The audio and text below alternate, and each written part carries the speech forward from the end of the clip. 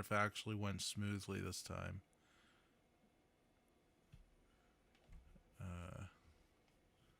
Looks like we are live, perhaps. You know what time it is. Buckle up and enjoy the ride. And we are live. Greetings to our loyal WFYL listeners around the world. Welcome back to your Philadelphia live stream, only on the Freedom Station. I want to thank each and every one of you for tuning in once again, because you still have the right to hear and the right to be heard. Ladies and gentlemen, my name is Mike G. As always, with me are Philly Chris, Russ the producer, and Liberty Lee. And you're listening to Mike G in the Morning with The Law Matters.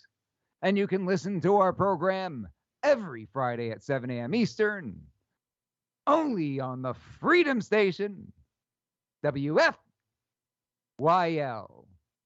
So let's be heard. I want to remind our listeners that you can participate in the free and open exchange of thoughts and ideas throughout the entire week by visiting MikeGinthemorning.com. What's it called, Philly Chris? MikeGinthemorning.com. How about you, Russ? MikeGinthemorning.com. So tell your friends. Oh, Liberty, were you popping in there? MikeGinthemorning.com. Very good, Liberty. So tell your friends, tell your family, tell your Uncle Jerry, tell anybody who listen to check us out at MikeGinthemorning.com. I know that sometimes life gets hectic. You got things going on. Can't necessarily catch the live stream as it's happening. Or maybe you fall asleep like Jeremy did last week, missed the last part of the action, hopped on and made a comment later on in the week, said, I caught the end with Dr. Val coming back in, coming down the aisle to the ring to go head-to-head with Philly Chris, so to speak, like Stone Cold Steve Austin, right? Dr. Val running down the ramp with a chair.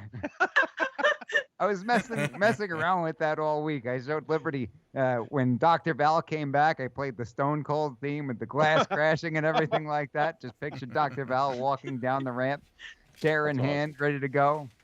I have to do that tonight. We'll have to make some kind of video like that, right? Yeah, absolutely. But please do, if you missed the episodes, you can go to MikeGinthemorning.com. You can see our previous episodes on YouTube, on Rumble. You can listen to the station live. So check out MikeGinthemorning.com. I also want to remind our listeners about the powerhouse lineup we've got here at the Freedom Station. We've got Ben Shapiro bringing you the Ben Shapiro Show weekdays, 3 p.m. Scott Adams coming at you with the Scott Adams Show weekdays from 9 a.m. until 11. Yeah, I changed the thing. There we go. Very good. Keep it coming. We've got Russ. Kinetic Faith at 11. I don't know what order you wanted to do these in. Well, you can show me whatever you feel like. We've got Kinetic Faith, brand new to WFYL Fox News Radio, the Freedom Station, coming at you weekdays at 11 a.m. Please do check them out, all about value, service, and order. We've got Dan Bongino, the one and the only, coming at you on weekdays from noon right until Ben Shapiro. And finally, we want to welcome the man himself to the Freedom Station. We got Michael Knowles bringing you the Michael Knowles Show, weekdays from 5 to 6 p.m. It is Don't Miss Radio. So don't forget to tune in and show him some love. And with that, you know what time it is. Buckle up and enjoy the ride. Hit it, Russ. You know what time it is. Buckle up and enjoy the ride. You know, we had the opportunity to get an update on Hope Stack last week. Was not able to find an update for this week. Perhaps we'll have somebody look into that during the rest of the program, see if we can get that on later on. But it really is just a reminder of how precious life is. And our prayers are going out to the Stack family and Stack's farmstead. Hopefully everybody had the opportunity to give a little bit to their cause. Obviously, a very important cause. And it was reminding me about a conversation I had with Ms. Marlene Downing. Oh, it's been over a year since she's been on the program, but I'd call her the friend of the show. And she's a wonderful woman, excellent guest on the program, doing great things in terms of defending the unborn, as well as helping expecting mothers make that decision to go through with a pregnancy. And Marlene Downing, a wonderful person. We're going to be joined by her by phone any minute now. She's going to tell us a little bit about what they've got going on over at the Hope Pregnancy Center. I know they've got a very special event coming up. Philly Chris, as I understand, you may be attending that event. Is that true? Yeah, I'm hoping to be able to make it. I'm going to let her know by tomorrow. But yeah, I should be in attendance. Well, if all goes well, yes. That would be wonderful. Unless they recognize you at the front door, in which case they're going to kick you right out, right? I think it's a Thursday night, so I didn't know that there could be an issue with the show, though. Did you notice it was? I think it's a Thursday. But we'll talk You're about a it live off the air, reporter. Yeah. Would you say live from the event? Yeah, there we Yeah, go. sure. Maybe I can call in. Yeah, do an event, do it live from the event. That would be something. Depends on how good the food is. You know. can. Or we could always, Oh, for a special event like this where we want people to be involved and we want to encourage people to attend. Yes. It's entirely possible that we do the stream on Wednesday. It's still Hey, that air sounds on good. Friday All morning right. Perfect. over the Freedom Station airwaves, but we can sort of play with when we live stream if we have to. Obviously, Yeah. if we can do something on location, then great. Hmm. That would be an excellent way to promote the event. Mm-hmm. As long as they don't kick us out. Well, you never know. So, You never Russ, know why what'll don't happen. you go ahead and get Ms. Downing on the line so we can talk to her and hear about Okay. this event and hear about all the great work that she's doing right here at home in the greater Philadelphia area. I strongly believe that it all starts at home. We've got to get more involved in our communities and get more involved locally with these types of causes. You know, a lot of people on our side of the aisle look back to Trump's policies of America first, and it really goes a step further than that. We've got to be active in our local communities. Do we have Ms. Marlene Downing with us? Yes, we do. All right. We are joined right now by Ms. Marlene Downing. Ms. Downing is a mother of two. She's an author who's written several books. She's a self-described pro-life advocate, and she's the director of the Hope Pregnancy Center right here in Philadelphia. Ms. Downing, thank you so much for joining us once again. I'm so happy to be here. Thank you so much for inviting me on, and I feel so pleasured and special just that you are willing to kind of change your schedule around. So that's amazing. Thank you so much for having me on It tonight. is absolutely our pleasure because somebody like you who's getting out there in the trenches and doing the Lord's work with what you do, we need to get behind folks like you and help you out as much as we possibly can because this is very important stuff. So it's been quite some time since you've been on the program. We've got a ton of new members of the Mike G in the Morning family who listen in. So why don't you go ahead and update those folks and tell them what you do over the Hope Pregnancy Center. Okay. So I am the Hope Pregnancy Center director. We are located in North Philadelphia on 716 North Broad Street. We service women who are in crisis pregnancies, and we just do the best to help just anyone that comes through the door. Often women are coming and they're fearful about their pregnancy, or they're coming in to maybe inquire about housing. Now, we don't do housing at our facility, but we do provide resources that they can get housing. Currently, because of COVID, the numbers should have scaled back, you would assume, but we've been going strong. And so far, 113 lives have been saved this year to date. So we're very happy about that. And we've helped over 200 women receive material items such as diapers, wipes, clothing, car seats, anything that they might need. And the most important part is being able to counsel and walk with the women alongside of them instead of, just giving them the resources. We kind of continue on with them. So it's really, really a good work that we do over there. And we just are very passionate about it. Ms. Downing, I think good work is a little bit of an understatement. I know you're being modest right now, but did you say 113 lives have been saved? The unborn? Yes, yes. It's 113. So let me ask you this, Ms. Downing. If I told you mhm. that I had a friend and this year he rescued 113 people from burning buildings, what would you call that guy? Mm. Would you have a word for that No, guy? Mike, it's so good to hear you say it like that because it's almost a work that because we're on the front lines, we're not thinking of it in that way because we're in the trenches. And if he were in this thing every day, where he's saving people every day, he probably wouldn't think of it that way either. But from the outside looking in, it's good to hear your perspective on that. And thank you for saying that because it does put it in perspective. Well, it's my pleasure to say it, but you didn't answer my question, Ms. Downing, and I'm not letting you off the hook. Right. So, what would you call that man if I told you that he ran into burning buildings and saved 113 people this year? Would you have a word that came to mind for that man? Can we get a drum roll, Mike? A A hero. Okay? hero. That is correct, Miss Downing. That A man hero. is a hero, and you yourself are a hero saving 113 lives. That is absolutely amazing to hear.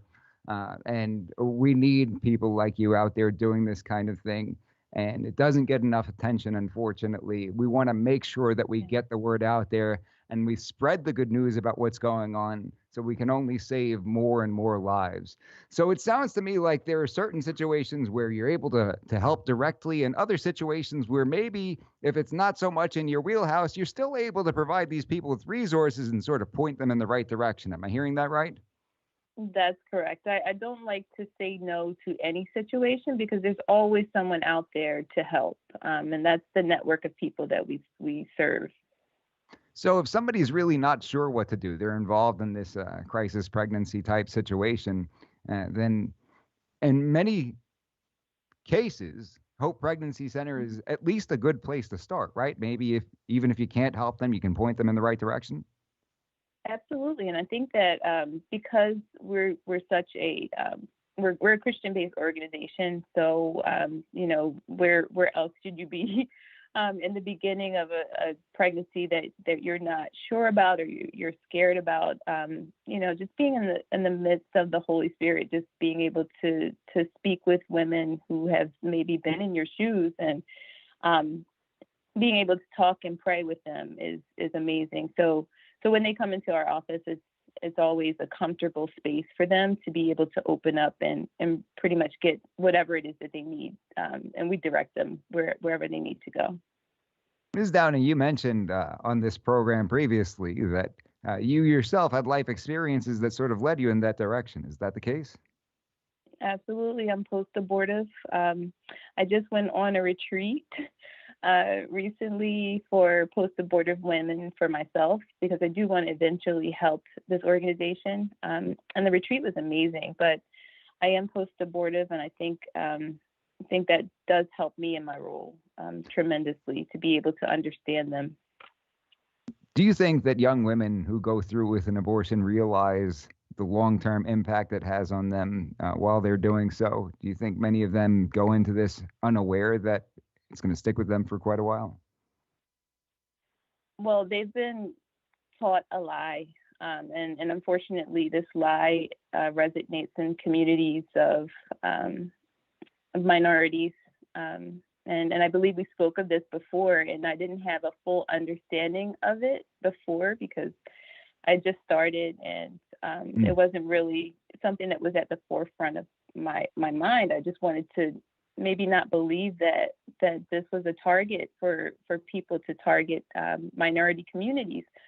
But I do see that this is the case, and unfortunately the lie is bought, and they just believe that they're doing something right for them, and not understanding that this is an actual life that they're ending, and the long-term effects of this is something that they're going to have to deal with for the rest of their life.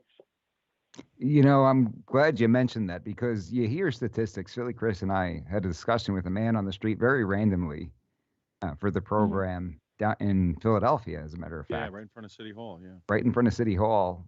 And he was an African American gentleman. And you hear these statistics that in New York City, more African American babies are aborted than born alive. And that is absolutely soul crushing, is it not? It certainly is. It certainly is. And again, it's the culture.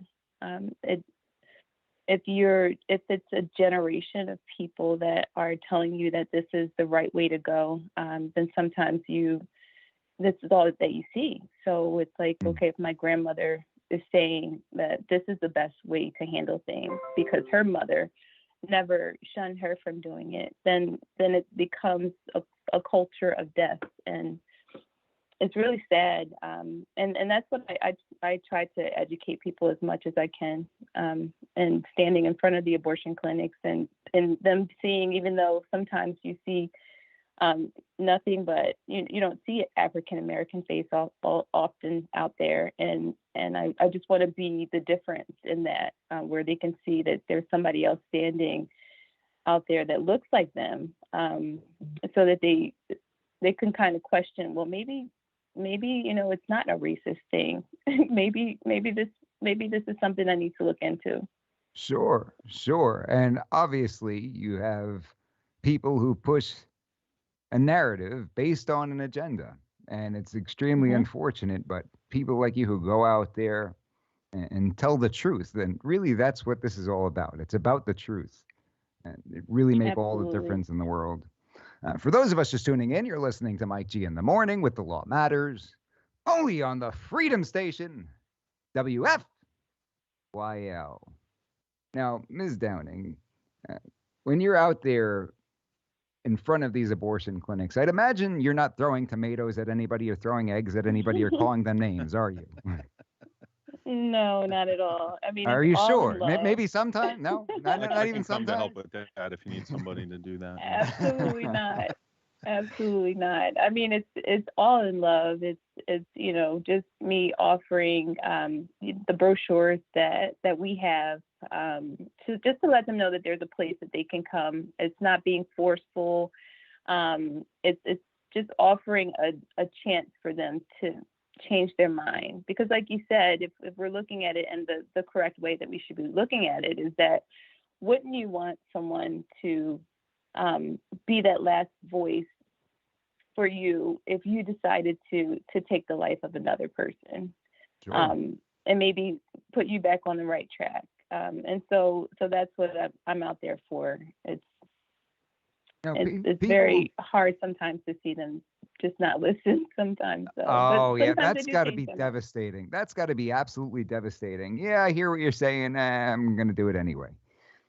Right. Yeah. Well, I think often people who go out there and do these kinds of things, and what I mean is folks like yourself who go out there and come from a place of love and try to educate people, because that's really what you're doing.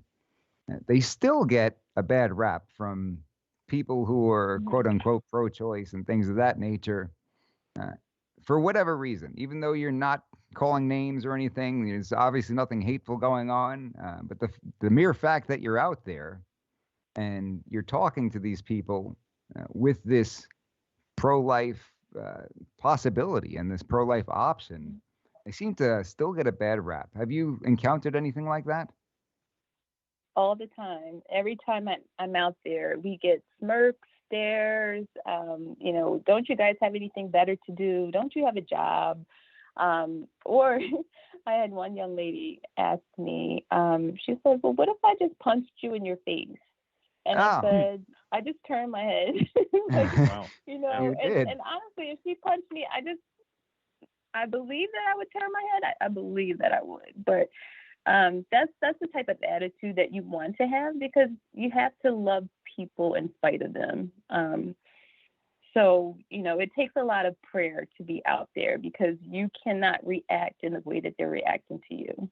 Right. They want you to react a certain way, and that's why they do and say these kinds of things, so they can go ahead and point to that and say, see, we told you these are a bunch of hateful people, even though they're the ones who started it in the first place. That is absolutely disgusting. And I hate to say that I'm not surprised that stuff like this happens. I've stopped by some of these abortion clinics just on the side of the road, seeing somebody standing out there with a sign like "Pray to End Abortion" or something like that, and seeing the things that these people go through, even though they're doing absolutely nothing, even confrontational. Really, they're just there to offer help to people. Somebody asked, "What if I punch you in the face?" And don't you have a job? I love what a mustard eating knucklehead you have to be to make a comment like that.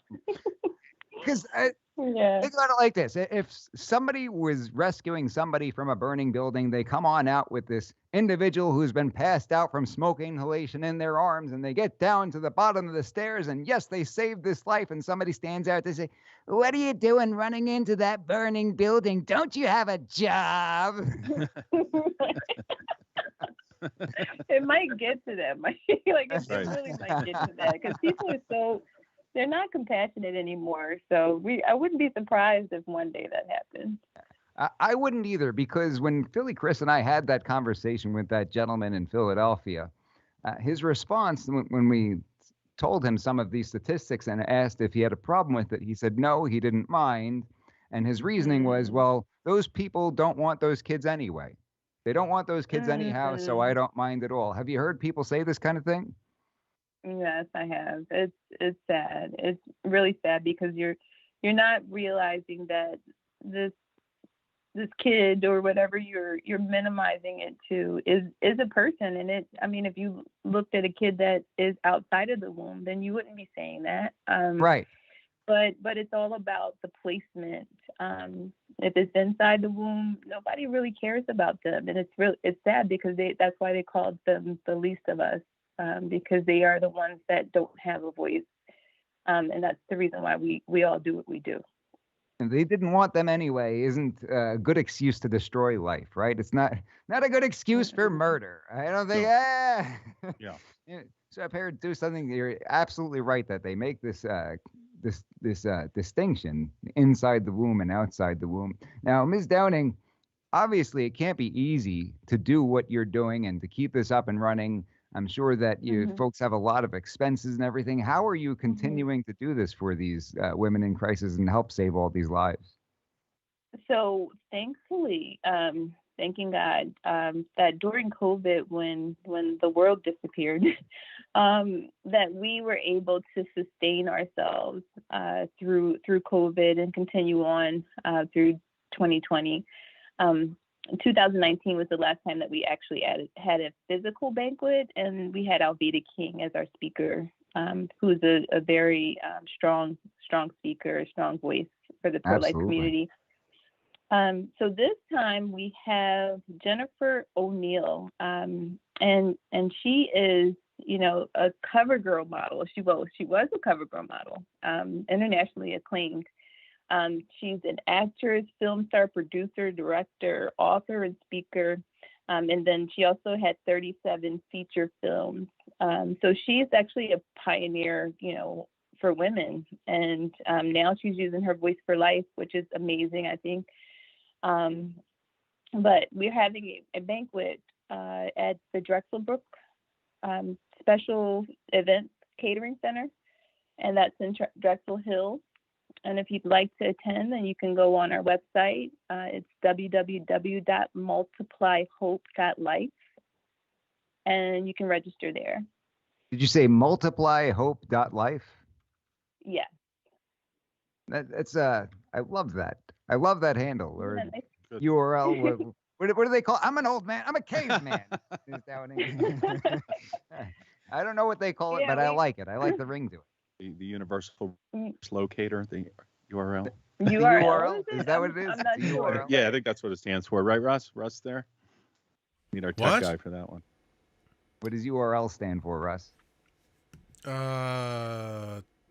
I honestly don't know. I can Google like it. Universal Resource Locator. URL stands for usually Russ is lacking, as he is right now. Come on.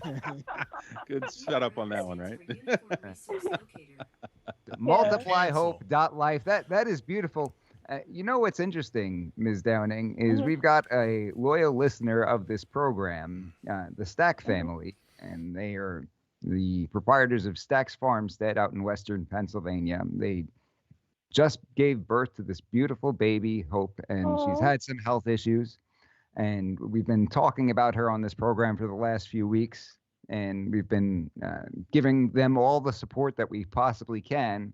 And really, with all of the discussions we've had about the Stack family and Hope Stack, it really brought to my mind how precious life really is, and how yeah. important it is that people like you get out there and do this kind of work and have our support. So I really do hope that a lot of people get on there and attend the event. Multiplyhope.life. How many people are you expecting there, Ms. Downing?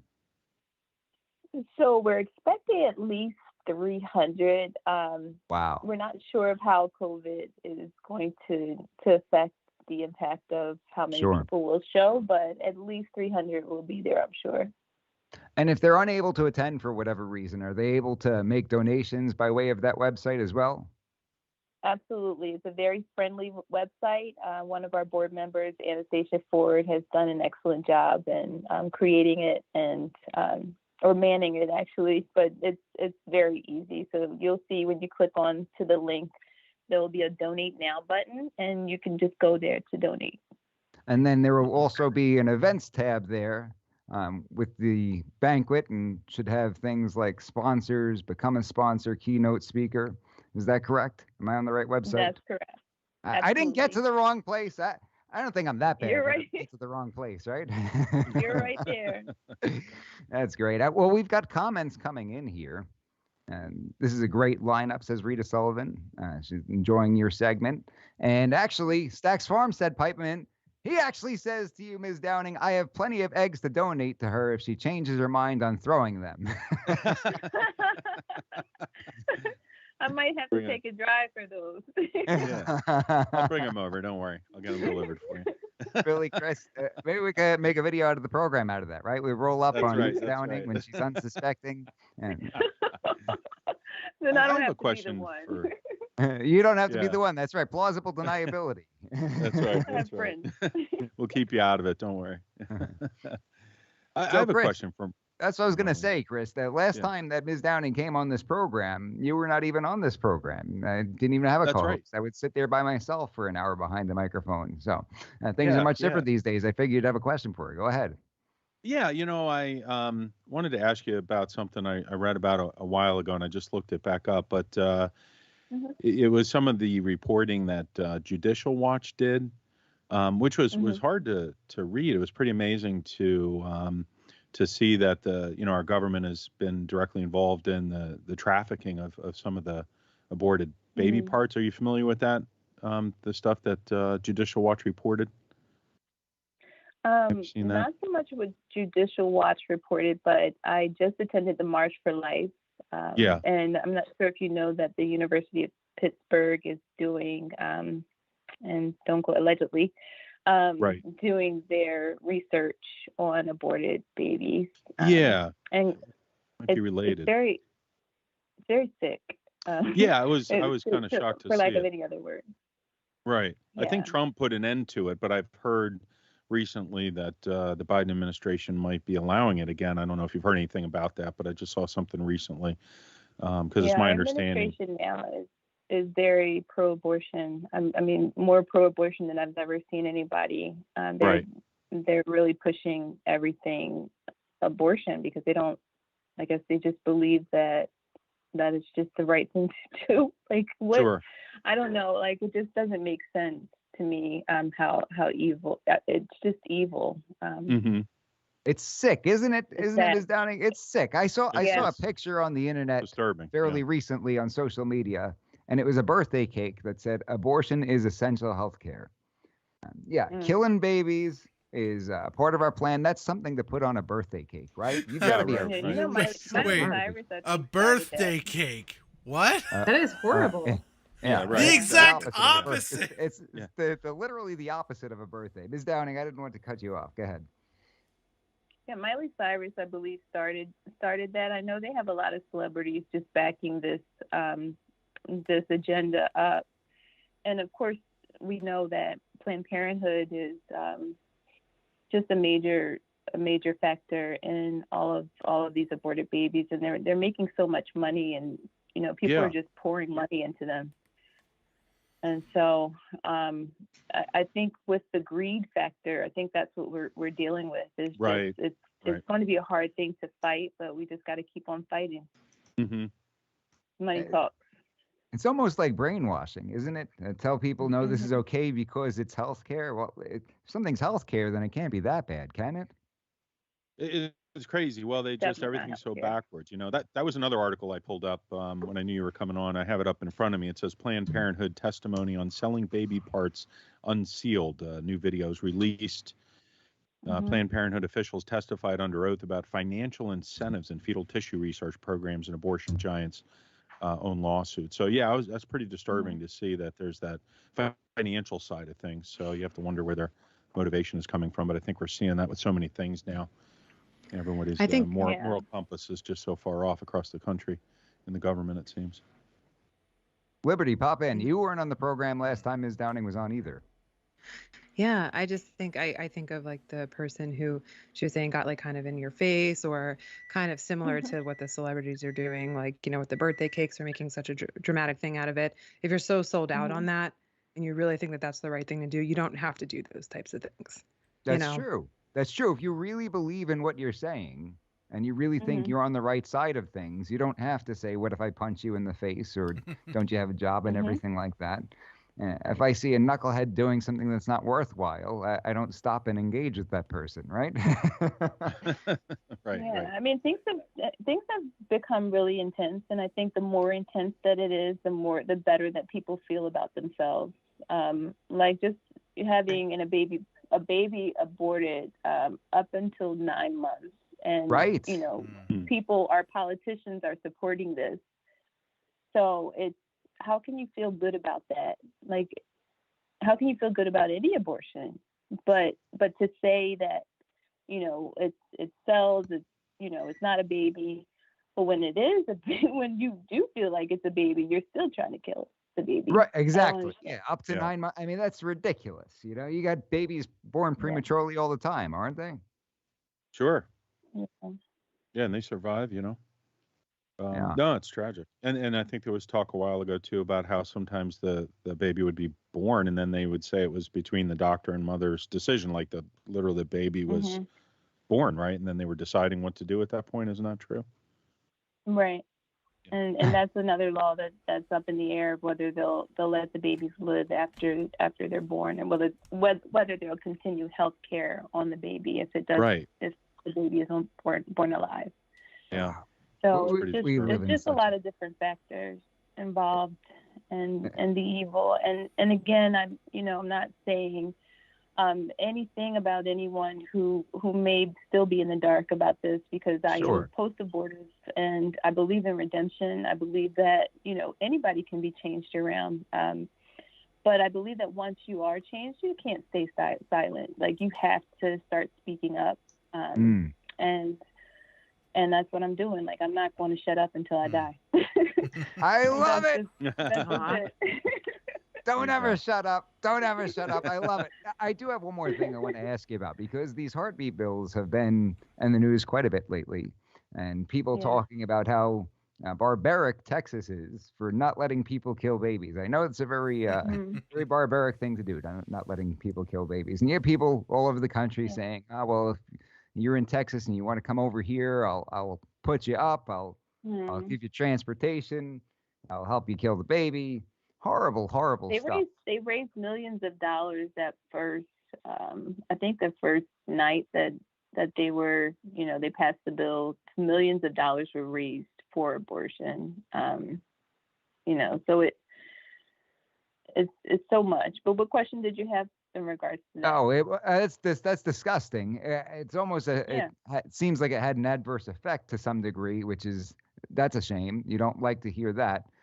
But have you ever been involved in any situation where you've got a woman who she's sort of on the fence, and she's able to see or hear the beating heart of her baby, and ultimately that's what helps her make the decision to go through with the pregnancy? Absolutely. There are pregnancy centers in literally and I know that you have a vast audience. That's why I'm saying this right now. But there are pregnancy centers in every state and literally almost in every city. And they're not publicized. Nobody talks about them. Nobody knows what goes on in between the four walls. So what happens in a pregnancy center is they'll come in for the pregnancy test. They'll get the counseling. They'll get the prayer. They feel better. Then they come back and they get the ultrasound, or they might get the ultrasound on the same day. But once they see that baby's heartbeat, it's really hard to deny life after you hear the heartbeat. And the baby's heartbeat starts sometimes at 3 weeks and definitely at 6 weeks. So most of the babies are aborted within that 12-week period. So even some, like if we can get to them prior to them getting to a Planned Parenthood, or if somebody would promote us, and just let people know, hey, this is a place that you can go and get your pregnancy test, and you'll be able to talk to someone. And even if they have, thoughts of having the abortion, this is like a good place to start, so that they can maybe get the ultrasound. Because when you get into Planned Parenthood, they're not going to show you your baby. Like, they want you to continue on through the process. Sure. So you're not going to hear that heartbeat. You're not going to connect with your baby on that table. You're not going to sit with a nurse that actually is going to talk you through what's happening. You're just going to be in this room. And I'm not saying that every single person in Planned Parenthood is a bad person. However, their mind is twisted because you don't know the truth. So you have it's to also go bad along for with business. the narrative. Yeah, it's also bad for business on their end, right? And bad for business. It's sick. You have these. I feel like the world is totally bonkers. You have politicians going out there talking about this. You're saying that sometimes you can hear the heartbeat at 3 weeks, other times it's 6 weeks. And I remember one of these politicians going out there and saying, well, to allow this is just wrong because sometimes it's only 6 weeks out when the heartbeat starts, and that's not enough time for them to make a decision. It's like, what are you talking? You're talking about killing something that has a beating heart. Are you crazy? Like, what do you think? What would your compromise be then, sir? Would it be, okay, you got 8 weeks to kill a beating heart, and that's it, no more? I mean, how are we putting time limits on this? How is that a good excuse? How is that a legitimate excuse? So, Mike, we have to look at it like this. This is a modern day Holocaust. I wrote a book recently called Strange Fruit since 1973. And basically what it talks about is the fact that when we had, the end, almost the end of slavery, there were a lot of people that did not want that to happen. So they tried to take it upon themselves to just change that themselves. They didn't care what the law was saying. They just wanted to do what they could to stop, because they just figured that this would be a threat to their economy, that, Black people weren't they weren't worthy of being in society. So they went around lynching, and they lynched about, I believe it was over 4,000 people. So now if you look at the parallel to this, now we're dealing with babies in the womb since 1973. 20 million Black babies have been aborted. 63 million babies altogether have been aborted. So we're dealing with millions versus, what we were dealing with back then. Like, it's so much more of it's unheard. It's like unthought, but it's the same evil. Like, it's the same heart. So you have to have a blinded heart, a blinded mind to not see that this person is a person in order to be able to move in the way that you are moving. You have to turn your head, and not think or not want to see or have compassion. Ms. Downing, clearly those numbers are disproportionate based on the demographics of our country and society, are they not? Yeah. Were you talking about how many in the African American community? I think that just shows that this is a problem with our society. It's a problem with our values in this country. We need to get out. They need to stop pushing this on this community.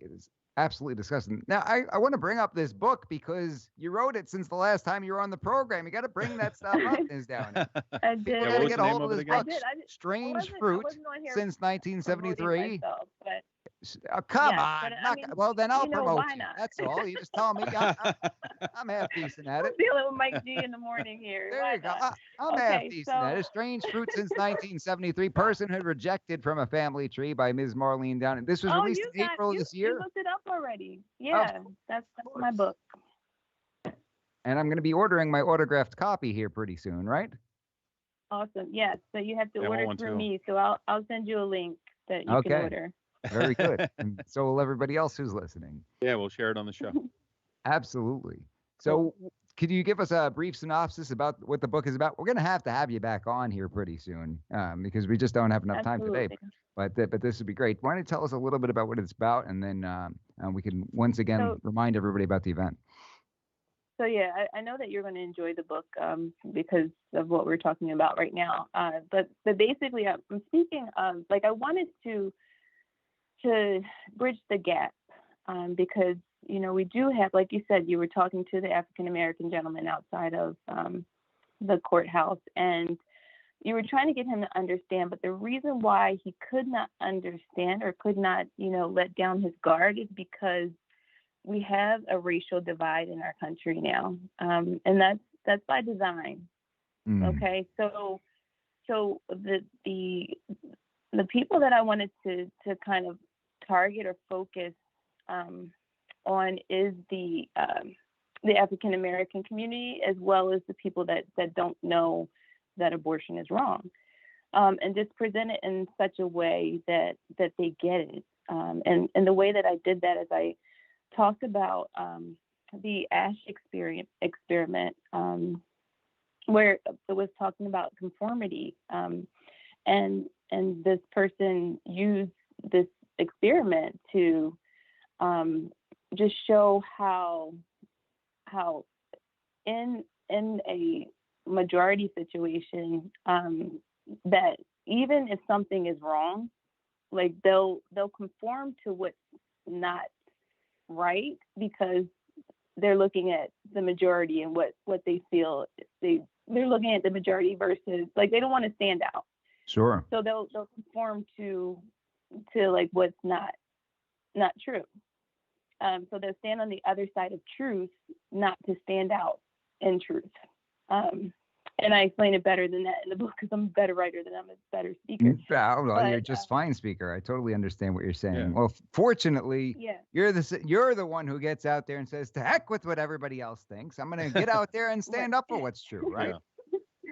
Absolutely. So you have those people that do stand on the side of truth, but then others, even if they have a belief system that is they might not stand for abortion, they'll still stand on the other side because it feels too awkward standing on the side of truth. There's a lot of truth. So these it just days, talks. too, Yeah. Oh, it that's definitely is. I was going to say that's true, but I don't think that would be appropriate. Right. Yeah. It's like Right. I a understand false what truth. that is correct, Philly. Mhm. With all these Also- fact checkers out there, Right. there's people wow. will say things like, "Well, this is my truth." Yeah, right. That's That's- right. Right? That's another story.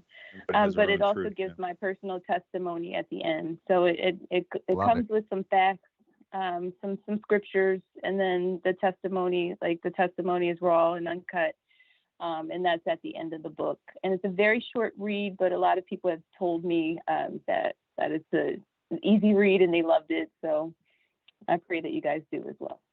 Absolutely. We certainly want everybody to get a hold of the book, Strange Fruit since 1973 by Ms. Marlene J. Downing.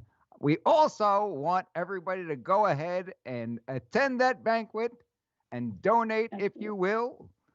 The URL, is that what we called it again? The URL? right. Multiply, the Mhm. website is multiplyhope.life, multiplyhope.life. If you hop on to events, you'll see the Drexel Hill event coming on up Thursday, October 14th at 6:30 p.m. over in Drexel Hill. You're not going to want to miss it.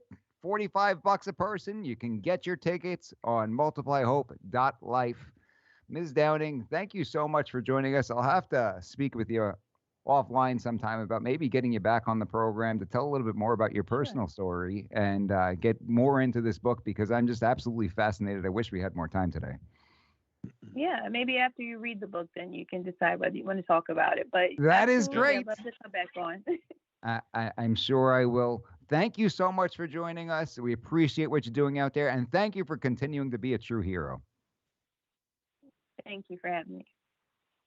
For those of us just tuning in, you're listening to Mike G in the Morning with The Law Matters, only on the Freedom Station, WFYL. So we have another very special guest who is waiting in the wings. We got started late. Kept going with that last segment. I couldn't cut it short, but I'm really excited about this next guest. Yeah, I just texted Amanda, so she's ready whenever. She's looking forward to coming on. I think she's been watching, but we'll see. Very good, very good. When Russ gets Amanda teed up over here, I will give the introduction. I don't want to spoil it for anybody. Don't spoil it, man. Hold on, just wait. I don't want to spoil it for anybody. Don't spoil it. Spoiler alert. Spoiler alert. So it's just fascinating the amount of knowledge that Ms. Downing has. I'm really looking forward to checking out that book, and I hope that all of our listeners can make it out to that event if they can. Yeah. Yeah, I should be able to go. Yeah, if we can do the show Wednesday or something. Rita says, thank you for helping to save these unborn babies. Actually, it originally said, thank you for eloping to save these unborn babies. And then she says, she said eloping. No, I meant saving. I hate autocorrect. We know what you meant. I got helping out of that for some reason. You said saving. I got helping. I guess that's close enough, though, right? Yeah. Eloping's good, too. You can always eloping's good, too. Thank you for eloping them. Getting them out of there. Whatever it takes. She's so knowledgeable on that subject and so brave to be out there doing what she's doing. So looking forward to having her back on the program again soon. And I like your question, Philly Chris. Good stuff. She's like, I didn't know about that one in particular, but I am generally against selling baby parts. Yeah, there's some interesting articles out there. I follow Judicial Watch, and it's crazy because you see the financial stuff going on with that, and it's pretty disgusting, and then the Planned Parenthood is directly linked into it as well. Trump did put a stop to that, but I believe the Biden administration is firing it back up because we know how corrupt they are, don't we? I can say that, right? Yeah. So. Oh, well, you could say that. You get guys in black suits show up at your front door. What did you say about us, sir? Hold on a minute. Speak freely. Amanda, do we have you? Hi. Thank you so much for joining us. Ladies and gentlemen, we've got Amanda Elsenboss with us here. She is Staff Sergeant the proper rank to call you? Yes, Staff Sergeant.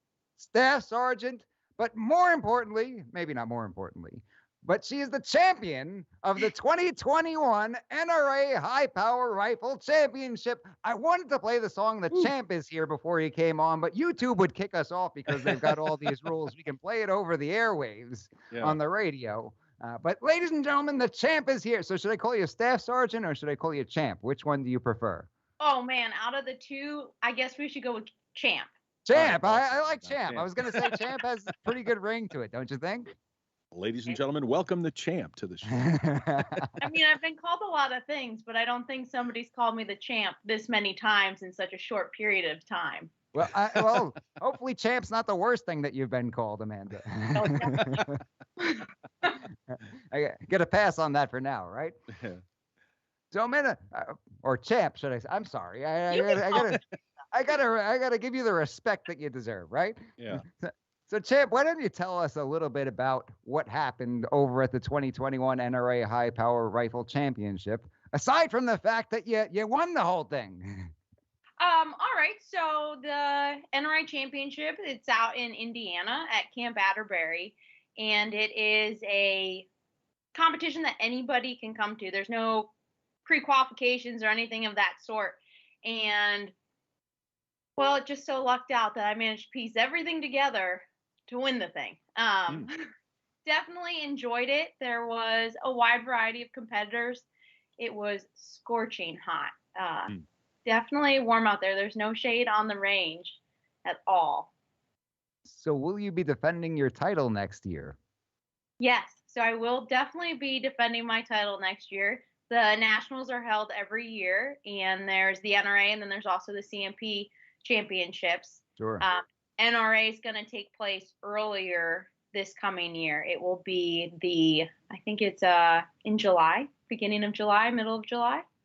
And then we'll run into the CMP nationals. Awesome. That is great news. That is great news. We're all looking forward to that. Did they give you a championship belt to go along with this? Oh, man. I figured I would see it on your shoulder when you showed up. You just had the Right, belt right. draped over your shoulder. That's what I think Mike, of when I think of champ. Mike, if you want, you could get me one. Okay, perfect. I Done. don't There we go. don't have a belt. That is one thing I just don't have. As, to lo- show as up with it long next as time. as long as we get some kind of video out of it and we'll make it part of the program, we will get you a championship belt, champ. Here we go. Ooh, this is gonna be awesome. We'll send I Russ want to out, too. hear. He can compete. What's that? We'll send Russ too to compete since they're letting anybody in. Our producer You're Russ. letting anybody in, so Russ can even show up, right? Russ, the producer. So I want to backtrack a little bit. I want to hear about how you got to where you are. Did you grow up around firearms? I did. So my father is a competitive shotgun shooter. Hmm. So he was shooting before his 3 little girls were all born, and then it was kind of, well, you have to take somebody with you. So I would hang out with him at the shotgun range or the club, and I just kind of got into it. So my sisters and I have 2 sisters. We all started shooting small bore 22s when we were about 9 years old. And then I fell in love with high power, so shooting the AR at 13, and then the rest is kind of history. I started shooting, shot for Connecticut State. I'm originally from the Northeast, and a lot of people find that shocking. Well, back up, because I myself am from the People's Republic of New York, where, although I represent law-abiding gun owners in court for a living and defend the Second Amendment for a living, being raised in Brooklyn, I had no idea what a law-abiding gun owner was because there was no such thing as a law-abiding gun owner in Brooklyn. Now, Connecticut is no picnic as well when it comes to firearms laws. Isn't that true? Correct. Connecticut, Massachusetts, New Hampshire, they're all pretty stiff, but all of them actually have competitive shooting teams that compete at the national championships. New York has a team. Really? Yes. And not located in the city, are they? I think you get No, arrested if you use the word gun in New York. That's right. no, it's not in the city, but there are a few competitors, I think, that come from the city. So Oh, there's gotcha. actually a range up in Albany. They have a 1,000-yard range in Albany, New York. And then Yeah. Massachusetts has a couple different ranges. Vermont, New Hampshire. It's strange because when you're raised in the city, you hardly even consider a place like Albany part of New York because it's an entirely different world. And you have people with a different set of values up there. And I'm sure you got plenty of program people. Been to upstate New York at periods where you got people with signs everywhere that say repeal the SAFE Act. So they're totally pro-gun, but they're stuck with the state's laws because of the way the people in the city vote. I mean, you got 10 million people over there. They decide what's best for everybody else. Correct. Yeah, that's definitely that's a bit of a pain, but we've all come to deal with it. And even if we don't like all of the laws, they're there, and we just have to get our voices heard and try to see what we can change if at all possible. Now, do I understand that you've escaped Connecticut? Yes, so I am currently I've escaped from Connecticut for 12 years now. I was stationed down at Fort Benning, Georgia when I was active duty, and now I'm in Pennsylvania. I'm probably Yeah. 5 minutes from you. All right. far. Rock Yeah, and welcome. roll. We got the champ from our hometown, right? That's right. That's right. Hailed as the hometown champ. Yeah, a couple of the guys out in Altoona, there's a range, and they have a state championship, and they're not happy I moved into the state. Oh, right. Yeah. They're not going to have a prayer, are they? So let's back up a little bit. You said that your dad was a competitive shotgun shooter. Correct. He shot trap, skeet, and sporting clays. Yeah, would have hated to knock on that door as a teenager, right? I'm sure a lot of people hesitant to do so. But that's pretty cool. So raised around firearms, what do you think about being educated with regards to firearms at a young age, having respect for the tool and learning the rules of safety? Do you think that's important for people? I definitely think it's important. So my childhood I would like to say reflected a lot of children who were born in the late 80s. I grew up with freaking Eddie Eagle Oh and yeah.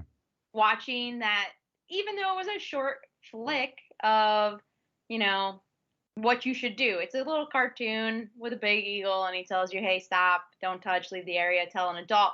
And that definitely kind of rings true. And being around different rifles or pistols or shotguns allows you to be okay when you do see them and be comfortable instead of, oh my goodness, what is this? I'm afraid of it. Like, if I didn't introduce you to a dog, you'd be afraid of a dog. Sure. Sure. Have you ever run into people or encountered situations where you got somebody who is uneducated when it comes to firearms and they maybe do something stupid or dangerous because they don't have that education? That is definitely something that happens. And instructing in the military and on the civilian side, you can see it. You can see it all over the place, regardless of who it is that you're dealing with. It's just a lack of understanding. But once you show them what they did wrong or what needs to happen, they suddenly realize, okay, I am capable of doing this. I am more comfortable now. And now you've made a direct influence onto their ability to understand firearms, and it made you a whole lot safer on any range or location. Absolutely. Absolutely. Now, growing up and being from this firearms family, were there any other maybe families of kids that you went to school with who heard about this and got a little bit spooked because of it? Like, oh, you got your kids around guns and things like that? Not that I can recall. I grew up in a very rural area with dairy Gotcha. farmers and a big agricultural school. So we weren't in the city. Right. So it's not like what people think of when they think of Connecticut. No, no, not at all. Like, I definitely wasn't in Avon or Fairfield or all those rich places for those highfalutin people. Gotcha. Gotcha. So most people were on board with the cause at least. Correct. Yeah. So I actually grew up shooting in a club that was in the basement of a church. Oh, wow. Doesn't get any better than that, right? God and Yeah, guns. How about a shooting range in the basement of a pharmacy? Oh, A there you farmer go. that I've All never right. heard of. Yeah. So it's actually my grandmother's pharmacy that my aunt now owns, and there's a complete rifle range down there, and she used to Awesome. instruct small bore shooting down there. Oh, very That is pretty cool. That's a new one. I have never heard of that. Is it the only one that you know about, or are there other pharmacy ranges all over the country and I just All not the hip to this? CVSs have them now, Mike. It's All the definitely CVS, they just come with a gun range in the You basement. got to go in the back door. Tell them the champ sent you. And, that's the code word. It is a password. Right. But is that the only pharmacy gun range that you know of? that's the only one I know of. Well, it's For like a sure. destination site then, right? People come from Sweden to see the Sure. pharmacy gun range. Oh, I don't think my aunt's gonna show it to you. She'll just Oh, okay. yep, Yeah, it's here. they're very secretive, very secretive. Yeah. What Like kind a of last speakeasy. name is that anyhow? Oh, I'm American. I'm a mutt. Oh, okay, gotcha. Yeah. I didn't know if that was some kind of it sounds like a Viking name of sorts. I didn't know if Liberty was going to pop in. We got a proud Viking, one of the members of our program. It sounds like a Viking name. Elsenboss? Yeah. I could go with a Viking name. I think it's like I couldn't even take a guess. I'm not gonna lie. Elson. Elson sounds Yeah, it sounds does, yeah. either Norse or Swedish, but Okay. we So shall you're a see. warrior, like a Viking. Being a champ, I know exactly. Yeah, Being a yeah. champ and a shooter, it goes right Military with and all it. So Champ and a shooter, right in Right. line with the Viking MO, right? I shot in a church in Winchester, New Hampshire. When Amanda and I were talking on the phone, we were talking briefly about shooting at a young age. But yeah, it's funny you mentioned that because I shot on a 22 team, and we met in a church in the basement. So that's cool. I think it was more popular back then. Yeah.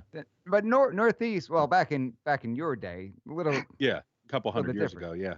Yeah. when you got to the Senate 120 years ago. That's right. That's right. But it's the Northeast is so strange, isn't it? Right? Because we've got New York, you got Connecticut, you got New Jersey, which can't get any worse than New Jersey. And I only mention that because I practice law over there and can tell you all the horror stories that we deal with. You've got Rhode Island, which is pretty bad, Massachusetts, like you mentioned. But then you got New Hampshire, where you got permitless carry over there, Vermont, right? Same thing, Maine. They still Very have strange. some interesting rules though. What's that?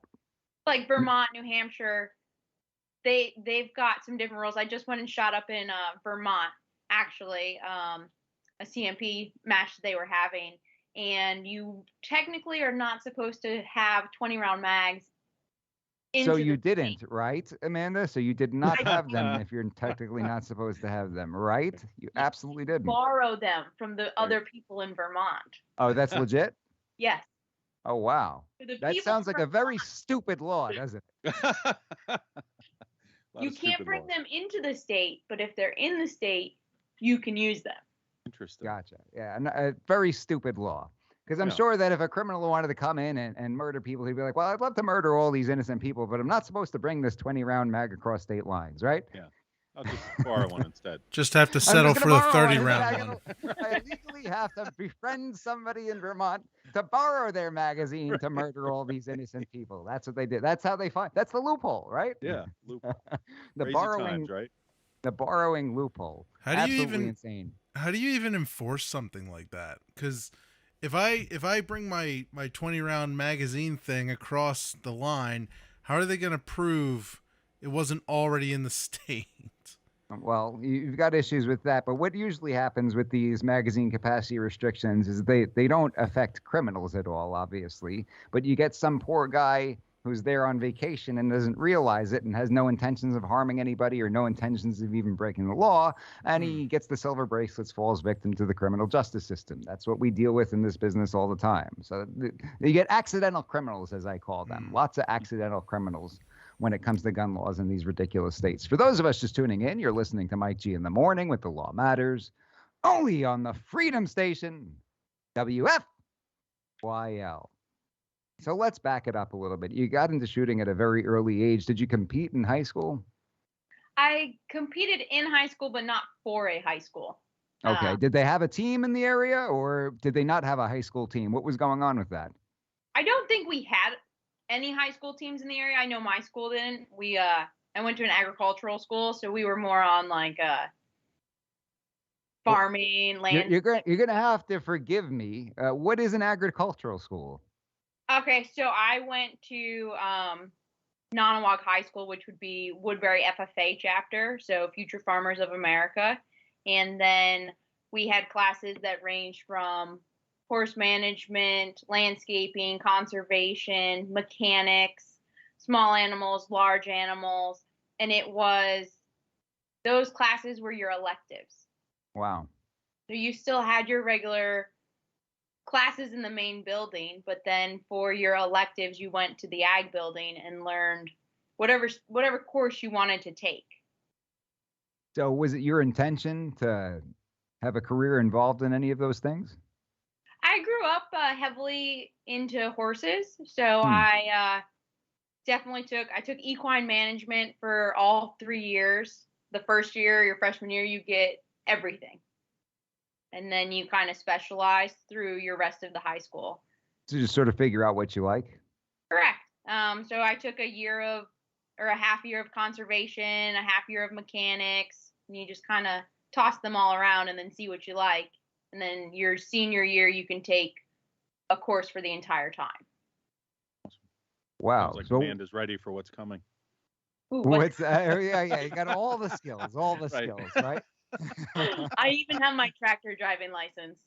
Rock and Oh, do you? roll. Awesome. Awesome. That is I'm not sure if the school made it up or not, though. They very well might. Oh, okay. Yeah.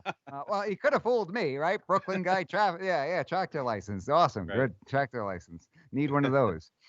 Was there anybody in your school who you grew up with were there a lot of people, as a matter of fact, who ended up using those things for a career, in terms of a career? Definitely. There are a couple of my friends who have lived on third generation dairy farms or are farming corn and different crops or doing hay, whether it's hay on the side or it's hay as a family job. So there are definitely a lot of farmers in that area who have stayed as farmers, or people who have picked up even a florist. So somebody who went to the school owns their own floral company, has their own business, and that's what they do. It's interesting. Real life skills as opposed to the nonsense that most people learn in high school, right? Yeah, pretty much. If only I had learned how to do taxes. Nobody knows how Hey, to do those. Even the uh, experts don't you know. know how you do that? You call the guy, right? Yeah, Right. we call the guy. Yeah. Hey, John, take care of this for me. That's right. That's right. But John wouldn't be able to take care of anything tractor related, so it's good that you got that tractor license. That's important. Yeah. But it's true though, because kids learn such useless stuff in high school, and it's Sure. almost it's weird that it's strange to hear that people are learning real life skills that could help them with their career in high school. It's something that you often don't see, right? Right. Especially in Connecticut. Yeah, I Yep. would say. You'd think that it'd be very similar to an experience like New York. So, were you involved in any other sports? Because competitive shooting, you got to be an athlete, right? Got to be an Correct. athlete in order to do this. And were you involved in any other competitive sports in high school? So in high school, I played field hockey. Gotcha. My sisters and I, we all played field hockey, and then I enjoy skiing. I wouldn't really say that was competitive in any way, shape, or form. Like if eating snow was competitive, I was relatively good at it. That's awesome. And so, were there any thoughts of progressing to college in any other sports, or was it you knew that shooting was your thing and that's what you're going to do? When it came to deciding, I had horseback riding, shooting, field hockey, and for a bit I actually stopped playing field hockey and I was just going to focus on shooting. And then it was kind of, oh my goodness, I can't go a school year without playing field hockey. Mm. I went back, played that, but moving forward, it was really just the option of shooting. And when I actually went to school in Philly for a year, I went to University of Sciences in Philadelphia. I wanted to be a pharmacist. Ah, And at the time, they had a NCAA shooting team. and that was in the basement of the pharmacy, right? That's right. I mean, we're circling around. We're connecting the dots now. I'm heading there tomorrow. Pick up some scripts. So then decided to go into a different direction? Correct. So I went to USP, and while I was there, I was then offered a letter to go active duty to the Army Marksmanship Unit. So instead of finishing college there at the school, I joined the Army, and then I finished a degree in environmental science while I was in the Army. So I kind of like flipped it all around, but came out figuring it out. Amazing. So what was it like when you got that letter and you had to make a decision whether to join the service? Because that's a serious decision, has a serious impact on the rest of your life, right? It is definitely a very serious decision. It was one that I had wanted to go to right off the beginning. I knew early on that I wanted to be shooting, and I had shot against the military teams, and it was okay, I want to be part of the Army Marksmanship Unit. And right out of high school, I tried to get on, and they said, nope, hey, not yet. We're not ready for you. Why? Because they knew she was the champ. They didn't want her to be there. It's the team was full. So the way that the military works, you only have so many positions, and you have to fill a TDA, and they didn't have a slot. So I actually then was sponsored by Bushmaster in Remington for 2 years out of high school. Yeah, you're learning all sorts of things, Mike. Awesome. Wow. That's great. That's incredible. And then I talked with the head coach, Emil Praslik, at the time, and he was like, okay, we'd like to extend an offer to have you come down and be on the team permanently. And for me, it was kind of a no-brainer of, okay, this is what I'm doing. And came back to my parents. What did they have to say about it? My dad was 100% for the shooting aspect, but not 100% about the military aspect, I don't think. Sure. Make him nervous? A little nervous that his little girl might deploy, but Yeah. so at the time the AMU was instructing the Afghani National Army, and it was pretty well known that we were deploying, but we weren't deploying to a combat zone. Gotcha. And so I could kind of be like, hey, Dad, it'll be okay. If I deploy, I'll be instructing. So Dad is a little bit nervous, hesitant about this. What about Mom? Mom is also nervous, Yeah, but I would think she's so. at the point I of wouldn't think she would be like, it's fine. Go to Afghanistan. You'll be good. Mom's at the point of like, I've never been able to tell you what to do in your entire life, so you're gonna do what you want to do. It is what it is. There you go. We've got comments coming in over here, Champ. Stacks Farm says, does the Champ also teach other women girls to shoot also? I love her story. I sincerely hope my daughter does something similar. I have taught and I teach every year, but I don't necessarily have my own business or anything of that sort teaching. Not right now. Right. I'd be more than happy to come to Stacks Farm though. If they've got property and we can shoot on it, There more we than go. happy to teach you. Range day with the Champ. That sounds like another episode of the Mike G in the Morning program, right? Right. There we go. Yeah. So every year, the Civilian Marksmanship Program has a small arms firing school, which is a open clinic that anybody is more than welcome to come to, and it is held at Camp Perry, Ohio. And generally speaking, there's maybe 600 individuals who come out for it, and they are instructed by the military, and they Wow. get 2 days of hands-on experience. So for that, I've taught a ton of people, whether they're women, small girls, small children. I think you have to be 13 or older to come out, but you get all walks of life out there. And some people have never shot before in their life. So this comes back to what we talked about earlier, Mike. Like, are you nervous? Right. A little. Have you ever done anything at the Whittington Center? I have not been to the Whittington Center, but there is a couple matches out there that I have been thinking about going to, just haven't got it all together.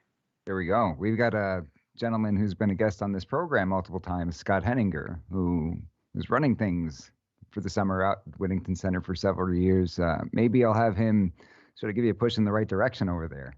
Oh yeah, that would be fun. I'm actually getting ready to go down to Phoenix, Arizona, to Berger's range that's down there. What'd you say? Burger. Burger range. Yeah. Is that like in the basement of a pharmacy? They have it in the basement of a burger joint as well? No, I'm drawing a giant blank on what the actual range is called. Oh, gotcha. I know that Phoenix, Brian's then. watching, so if he wants to just type me the correct answer. Oh, great, perfect. Brian. That would Use a be lifeline. great. That would be great. So Yeah. let's back up a little bit. So you decide you're going to go with the service, despite Mom and Dad's sort of nerves involved. What happens as soon as you get in? So now you're in. Now where do they send you? Where do you go? Okay, so right off the bat, my basic training is at Fort Leonard Wood, also known as Fort Lost in the Woods, and I'm out there. September 16th was my day that I left, and then I graduated the day before Thanksgiving. And So what were those few months like? Where is this place? it is in Missouri. Okay. Any bit of a culture shock for you? Well, you're on a base. You're on a you're in a very small bubble of So living. it doesn't in matter where you are. You might as well be in the next town over in Connecticut. It wouldn't make a difference because of Correct. I've your never situation. gonna see it. okay. I only saw the barracks, the chow hall, whatever range we were going to, and then the woods in between. Point That was A to it. point B. So what were those few months like? So you get up, walk us through getting there and showing up and everything like that. Mike, that's gonna require me to remember 12 years ago. Oh, come Sometime. on. That's not that long ago. Come on. So realistically, like stepping off the bus, it's a little nerve-wracking. You've got drill sergeants already there. You've got your bags, and you don't really know what you walked into. And then you get your battle buddy, so your partner through all of it. And mine was Davis, and she'd already gone through. She was coming back through because she had too long of a break in service. Oh. and had to come back through. So that worked out well. Like she and I got along really well. Well, she knew the ropes a little bit. She can sort of give you a few hints here and there, right? Yeah, she held me back when I started getting too feisty. I was like, no, you don't do that. Too feisty. What's that mean? Yeah, tell us more about that. You know, the champ's got her secrets, all right? But it's not often that you hear about somebody being too feisty at this stage of the game, right? Well, Usually people are scared out of their minds and crying for their mom, no? I guess I was a little more blessed in my childhood of going to Girl Scout camps by myself, going to the national championship without my parents, and having to fend for myself. So you get to basic and you get one phone call, and then you basically have a script of this is what you're gonna say. You're not gonna say anything else, and you're gonna hang up the phone. So it's like just telling them you got there, right? And then you hang Yep. up. Yeah, I've seen that. Yeah. Hey, Mom and Dad, this is PFC Elsenboss. I made it. Talk to you later. Bye. And all I really remember is the first 2 weeks. We got our phone on Sundays for 10 minutes. My parents were never home for the first 2 weeks whenever I tried calling home. Wow. So everybody's losing their mind because their parents aren't answering. I'm like, whatever. I'll talk to them eventually. I mean, Wow. can't So- go Only let you anywhere. try So that's once, what you right? mean by feisty. You kind of you're too good for your own good. Is that what it was? We'll go with that It, one. it was too easy for the champ. This was a piece There we of go. cake, right? I wonder Well, why she's the champ. Making everybody else look bad. So we then started the M16, and it was kind of, okay, I'm very knowledgeable on this, but I don't necessarily want the drill sergeants to know that. Mm. Because then you kind of paint a target on yourself, or they want you to help them. And my drill sergeants picked it up pretty quickly. They were like, all right, you kind of know what you're doing. And then they look into your packet and they see where you're going, and they go, oh, wow, you already have a location of where you're going to go when you finish basic and AIT, which is not the case for most soldiers. Most soldiers finish basic and AIT and are waiting to learn where they will report to. You had a very specific purpose for being there, right? Correct. Yep. So I already had like everything set that I was going to Fort Benning and where I was going. So what was the physical conditioning like when you got there? So Piece of cake for the champ, right? Come on. I'm sure that there were parts of it that I found difficult, but it wasn't traumatizing. I mean, I remember one day we messed up like no other, and they made us do lunges to the chow hall and then back, and that was agonizing. I will admit that day was not pleasant. I can remember that vividly. But otherwise, the military is going to get you into shape. And you're supposed to come in already meeting certain requirements. And then they just tune that requirement and continue to run you or exercise you and make you stronger and better and realize, hey, I'm capable of more. But even then, they're not going to be able to get you as fit as they may want. And that's then for your unit, once you get to your unit, to get you up to that level. So you say you're supposed to be in shape when you get there. Were you preparing specifically leading up to that? I was. So I actually went back to my high school and I asked my field hockey coach if I could come and do double practices with them. Wow. Nice. Wow. Did the coach think that you were nuts? She was kind of like, are you sure you want to do that? And I'm like, yeah, I'm just going to come because then I'm suffering with everybody else. Sure. If we're doing suicides or running hills instead of trying to go and do it by myself. Yeah. Right. That would be Motivation. nuts, right? I guess that would be more nuts when you think about it. Doing it on your own completely, the same thing as everybody else is doing. Better off to do it with the team. Do you think that playing in high school sort of prepared you to some degree to that point? I mean, how far off were you from competitive sports by that time? It was only a couple of years, right? Before I joined, it was 2 years. Yeah. 2 years, yeah. So do you So think that, the work ethic that you developed in high school, playing high school sports and doing all of the physical training you did at that point, sort of prepared you to that Definitely, point? yes. It helped me. It helped me be prepared of how to function as a team, and also understanding there is a stop at some point. You can't just continuously be uh, running suicides or doing these things. There has to be a stop and a light at the end of the tunnel. I'm a college baseball player myself, and I think that you learn a lot from college sports, being a collegiate athlete, about yourself.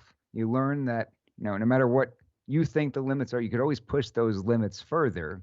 And you learn, hey, I got past that point. There's more in me. Is that something that you learned as well in competitive I would sports? say that rings very true. Of you hit the bottom and you don't think you can pull any more, and the next thing you know, somebody tells you, "Hey, you've got this," or you look up and somebody's ahead of you, and you just want to get in front of them. You want to continue and dig a little deeper. And I had a workout partner who was great at taking me out of my bubble. And he would be like, well, every time you don't take that extra step, your bubble shrinks. And when he first started working out with me, I had a very small bubble. So I did not like stepping outside of my bubble, whether it was running faster or walking across something that was high. Those were not my comfort zones. And he constantly pushed and pushed to stretch and make it so that I was comfortable doing anything. We would run around Fort Benning and do like pull-ups all over Fort Benning, or I don't know, climb the most random thing that you could imagine, and I was perfectly comfortable. I remember one day we climbed up a tree, ran across a roof, jumped onto another tree, and jumped off of that. If you currently asked me to do that, I would say no. Why not, champ? I think it would be fun. Because doing that my tomorrow. my bubble has shrunk. It is no Ah. longer. We got to work on that bubble then. Yeah, I'm gonna go find a couple of trees next to barns, climb up them, run across, There and we then jump back down. Perfect. Perfect. Maybe they got a couple by the pharmacy, right? I think it's pretty funny that you talk about what helped you expand that bubble. It sounds like a very positive sort of atmosphere you had there. People saying you got this, things of that nature. For me, it was always, I'm going to shove this in somebody's face, whether it's the coach or somebody else on the team. That guy's not better than me. And coach thinks this is tough. This is a piece of cake, that sort of thing. There's more than one way to go about it, I suppose. I think your way is probably better, though. Wouldn't you agree? I think we all Positive have our own mindset. coping mechanisms. I guess so. I suppose that's true. So you get through. You said right around Thanksgiving is when you get through with that stage. Correct. Yep. So my basic ended the day before Thanksgiving. My parents came out. We did Thanksgiving together at I don't know, maybe a Ruby Tuesdays or something. And then I went on to do my individual training. So my initial job for the Army was working on tanks. Oh, wow. Cool. Yeah. All right. No big deal. Working on tanks, no big deal. Just gonna fix some tanks. They had convinced me that I would be working on guns. Oh, Just really big So ones. the bait and Just switch. big one. Really big. It's kind of a gun, right? Right. It's So gun-ish. yeah. So then It for shoots me, things. for that training, I had 6 months of training in Aberdeen. Wow. So Aberdeen, Maryland, through wintertime, no less. We had. I heard it's beautiful that time of year. When Did you get to drive one of the still tanks? Did you get to drive them? No, I did not. No, Oh, I didn't. I have driven a Striker, but that was once I got to Fort Benning, and I had to convince them to let me drive it. okay. All right. That That's cool. sounds ridiculous. Sounds ridiculous. So I could fix the thing, right? You're gonna put me to work over here. I can't have any fun with. Yeah. Take it for a test drive. Yeah. So Yeah. what were your initial thoughts when they say, okay, you're gonna be working on tanks? How'd you feel about that? It was not exactly what I was thinking I would be doing, but thanks to my high school, I am very mechanically savvy, actually. because I Well, took. the tractor license comes in handy, right? Do you get a tank license too? You actually, I believe you have to have a tank license. Yeah. Yeah. I think the tractor license is an acceptable substitute. There's some sort of reciprocity with tank licenses, Yeah, they're right? similar. Or you just smile and say, "Hey, can I drive this?" Oh, that's what you do. That's what it comes down to. So at some point you get used to the fact, okay, I guess I'm working it with tanks. And what'd you think of it at that point? I enjoyed it. I learned a lot, and so the Army made it real simple. They have a maintenance book, and it tells you step by step what has to be done. And once you figure out how to read it, Tank maintenance and repairs for dummies, right? How'd you figure this out? I remember they gave me a book. They sent me a YouTube video to check out. Yeah. And You're good now I with can guns. fix Go read tanks. this. pretty much, I mean, that's what they do. They make up these Really? books and they tell you step by step what to do. Wow. Well, there's got to be a different layer from a book to practice when you're dealing with a tank, because a tank is something that you don't see in everyday life. It's not like you've got experience around them or anything like that. So you might be able to read about it in a book, but it's something entirely different to be there and actually working on them. Wouldn't that be the case? I mean, I always tell people in law school, they put you in a class called civil procedure your first year. And basically what it is they're teaching you all of the rules of court. It's usually federal court for a civil case. They're saying these are the rules in federal court for civil cases. The problem is that most people in law school have never seen a civil lawsuit before. They've never participated in a civil lawsuit before. So to try to teach them the rules to something they've never seen or never been a part of is sort of like trying to teach the infield fly rule to someone who's never seen a baseball game before. There's a little bit of a disconnect there. Was there any learning curve as far as that goes when it came to repairing tanks? Luckily, they give you kind of the quick down and dirty. So initially, yes, I had no idea what I was doing. Okay. Zero clue. And right now, if you just gave me like an Abrams tank and told me I had to work on it, I would look at you and go, "Where's the book?"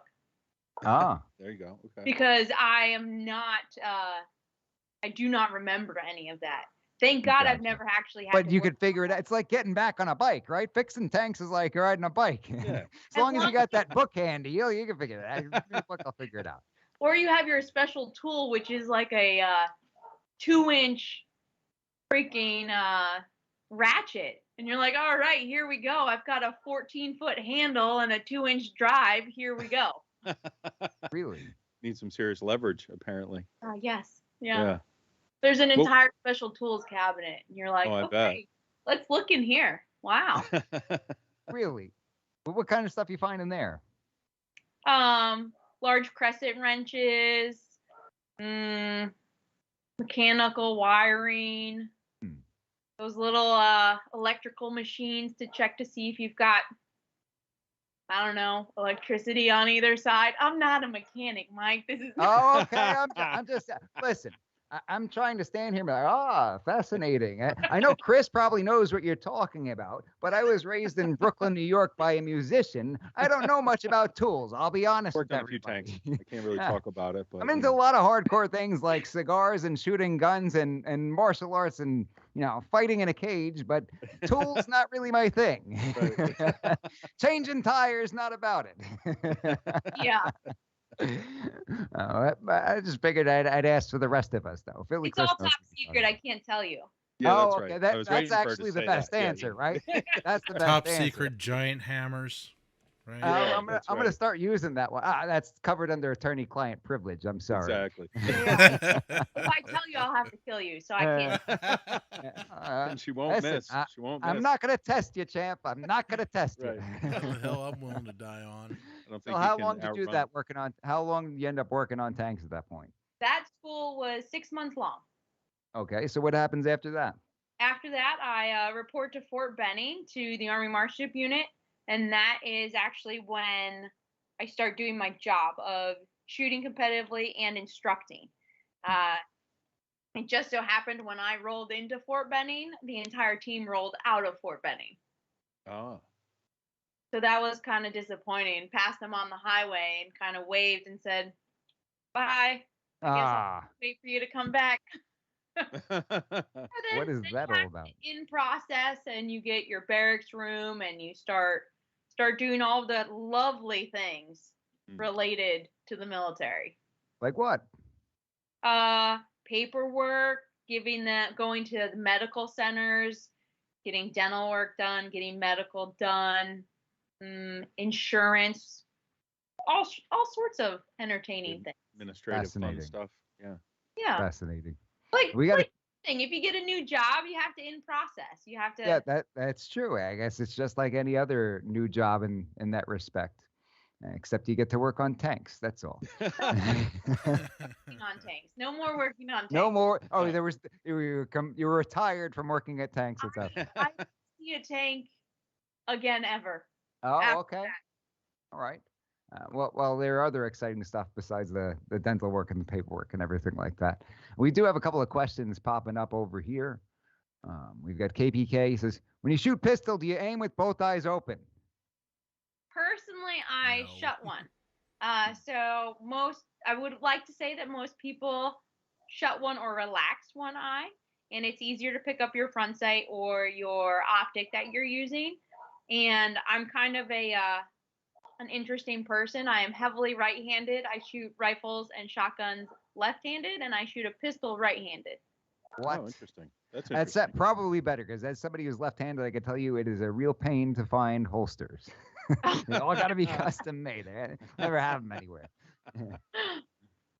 How did that just happen? Because you started that way? So I'm left eye dominant. Okay. In case some people don't ever really check that, and my father was determined I was going to be right-handed, so I am right-handed, but I started Yeah. shooting right-handed and continuously missed, and he finally pieced it all together. Oh, great. You're left eye dominant, which then meant everything that he had I couldn't use. Right. I had to start shooting left-handed. Oh gosh. Right. Wow. Or you learn some weird tricks to compensate. Right. Or I still could have shot right-handed, and I Gotcha. would have been good, but I had an eye doctor who told me, and as a 13-year-old or 10-year-old kid, you're very impressionable. Sure. Like, you can be a good shooter if you stay right-handed, but you could be a great shooter if you swap. Interesting. The very next day, hey, Dad, we're swapping. There's no. Done. How about that? How about that? Done. That's all you needed to hear, right? Yeah, So you're left eye dominant, but you shoot a pistol right-handed. Is that what you said? correct. And you shut one eye? Yep. Cross eye? So, it kind of depends on my mood, to be honest. Generally, though, if I'm shooting right-handed, then I close my left eye and shoot with my right eye. If I'm shooting, Which is your worst eye? Yes. How'd you know that I have bad eyes? Mike knows no, everything. you just said that you were left eye dominant. So, so I figured, you appear to have two of What them. could go wrong? One is on the left and the other's on the right. Correct. Unless I haven't seen you turn around yet, so maybe you got a couple of others hiding back there. Maybe those are the better ones. Yes, it is not my dominant eye, Gotcha. but it still works. It still works. Gotcha. So, all right. Have you ever seen? Well, I'm sure you're not going to say have you ever seen, but we notice these people who compete in these sports and they have that sort of nifty thing that goes over the eye. They kind of look like the Monopoly guy. Yes. Oh, so are you looking through this or is it blocking you? It's blocking you, but it still looks like the Monopoly guy thing. You Okay. Yeah, so that would be considered a blinder. Okay. And different Tell us about that. different shooting organizations have different restrictions on them. So your ISSF, which would be your international competitions that you see for the Olympics or World Championships, they're only allowed, I don't know the specification, but it's a very small size blinder. But they may be an inch in width. But then in long range shooting or competitive high power shooting, I could take like a cardboard box and shove it under my hat to block my eye. And all that this blinder is doing is acting as kind of like an in-between. And is a cardboard box under the hat an effective method for that? A, a small cardboard box A is. small cardboard box. It depends on what kind of box. I use the side of an ammo box. So Oh, really? Oh, that Yeah. makes sense. Oh, so you weren't kidding when you said a cardboard box. I'm kind of picturing a large cardboard Well, box. I meant for you to picture a very large cardboard box. Oh, you did? Like a All right. refrigerator box, right? So I correctly imagined a large box. But in Russ usually reality, you wears could one use an before the show. ammunition box. Correct. You could use. I've seen people use like the tab of a cereal box or a Coca-Cola box. Any of those things. What about like a black spoon from the Wawa? You could use that. Right? You could, because you're just trying to get it so that you don't have to close your eye, but you don't want your eye to be viewing the sights. Does that make sense? Absolutely. We've got another comment specific here. This is Hannah Supley. Shout out to Amanda from Hannah, Rachel, Sarah, and Georgie. Yes. So So there you go. Georgie is my horse. Georgie is your horse giving you a shout out. You've got a talking horse. Hannah, Why Rachel- are we talking about your career, champ, when you've got a talking we need horse? to talk about Straight that. from the horse's mouth. Straight from the horse's mouth. Very well done, Russ. Yeah, so Hannah, Rachel, and Sarah help me take care of him, and they work at the barn, and we've become very good friends. Where is Georgie? Is Georgie in Pennsylvania? Yes, George is in Gilbertsville. Okay. Yeah, Oh. not too far from Russ, the producer. I live at the Normally North so. Pole. Yeah, You What live. do Oh, you mean not I'm too sorry. You live far? in the North Pole. That's Yeah, if I right. take a teleporter. The North Pole is very close to Berks County. Gilbertsville is Isn't, Berks County, isn't it? Zerns is up that way. Is that still there? Zerns, the farmer's No, market? Zerns has shut down. They shut down? Okay. Yeah. Have you ever been there, Amanda? Zerns? I have not. I haven't. okay. I have a haven't story gone about anywhere Zerns. cool in Pennsylvania. Not gonna Okay. lie. I guess it's probably closed down now, but it was a huge farmer's market. Great place. They had everything. Still plenty of time to go to cool places. We got Randy on the comments saying we just had a precision pistol match at our gun club last week. Very cool to watch. Absolutely. So are any of your competitions online where people can see footage of you competing, taking the belt? Oh man. I don't really think that they are filmed, so to say. Really? We don't have like a highlight reel that they can check out? Where Could be something on YouTube, right? Nothing. there's gotta be. I'm You gonna can look right definitely now. Google me, and there's a lot of shooting things that pop up. But I don't think anything is specifically just from one or two competitions. I know there's a few different. I think they're all private pages though, like Facebook pages that have people just live streaming the match here or there. Oh, that's pretty cool. Maybe we get some of that footage, put together that highlight reel, right? There's I'm something. sure we Get the word out there.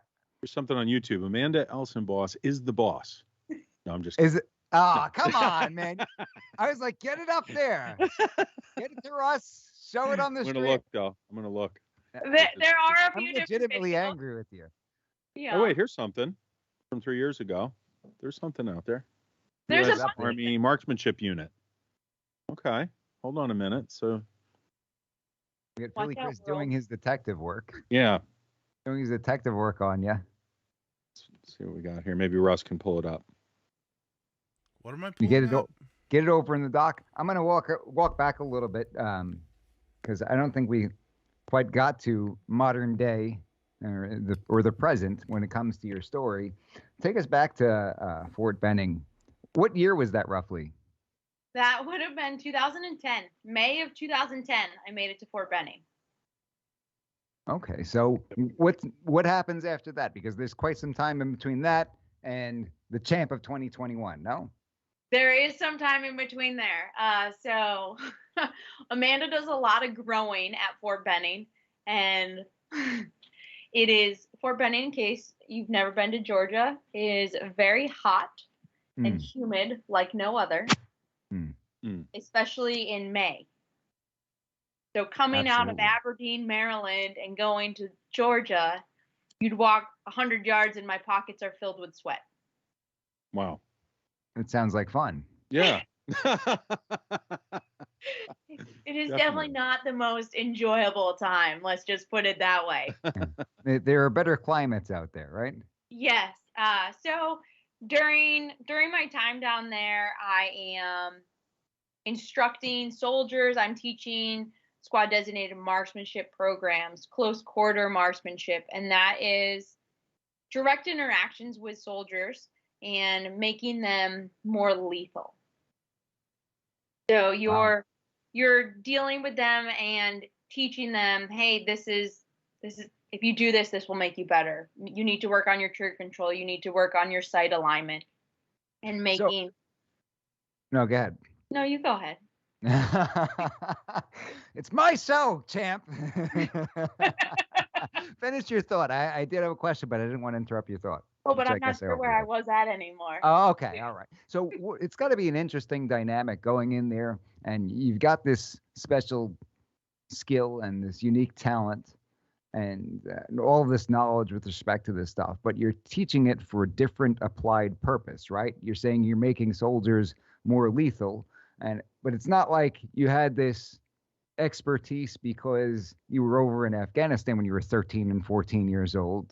You had it sort of in a different context. What is that like? That's got to be very interesting, being able to take those talents and those skills and apply them to something completely different. At the end of the day, though, Mike, it's the same thing. So the fundamentals of marksmanship aren't changing. They aren't changing between I teach you how to shoot a soda can and I teach somebody how to shoot at an actual target. Sure. The same thing has to take place. So realistically, the hardest thing that I had to accomplish or overcome when teaching at this point in the military was just getting them to accept that as a young 21-year-old PFC or specialist that I understood marksmanship and that the techniques that I was telling you would help you in the long range. Oh, that's sort of like look at the results kind of thing, right? Right. It's a 21-year-old woman out there saying, I'm going to teach you how to pitch, and she gets on the bump and she throws 100, then it's like, okay, I guess you got a couple of things you could show me, right? Right. But it's got mentally, it's got to be an entirely different ball game to be doing it in that context. No?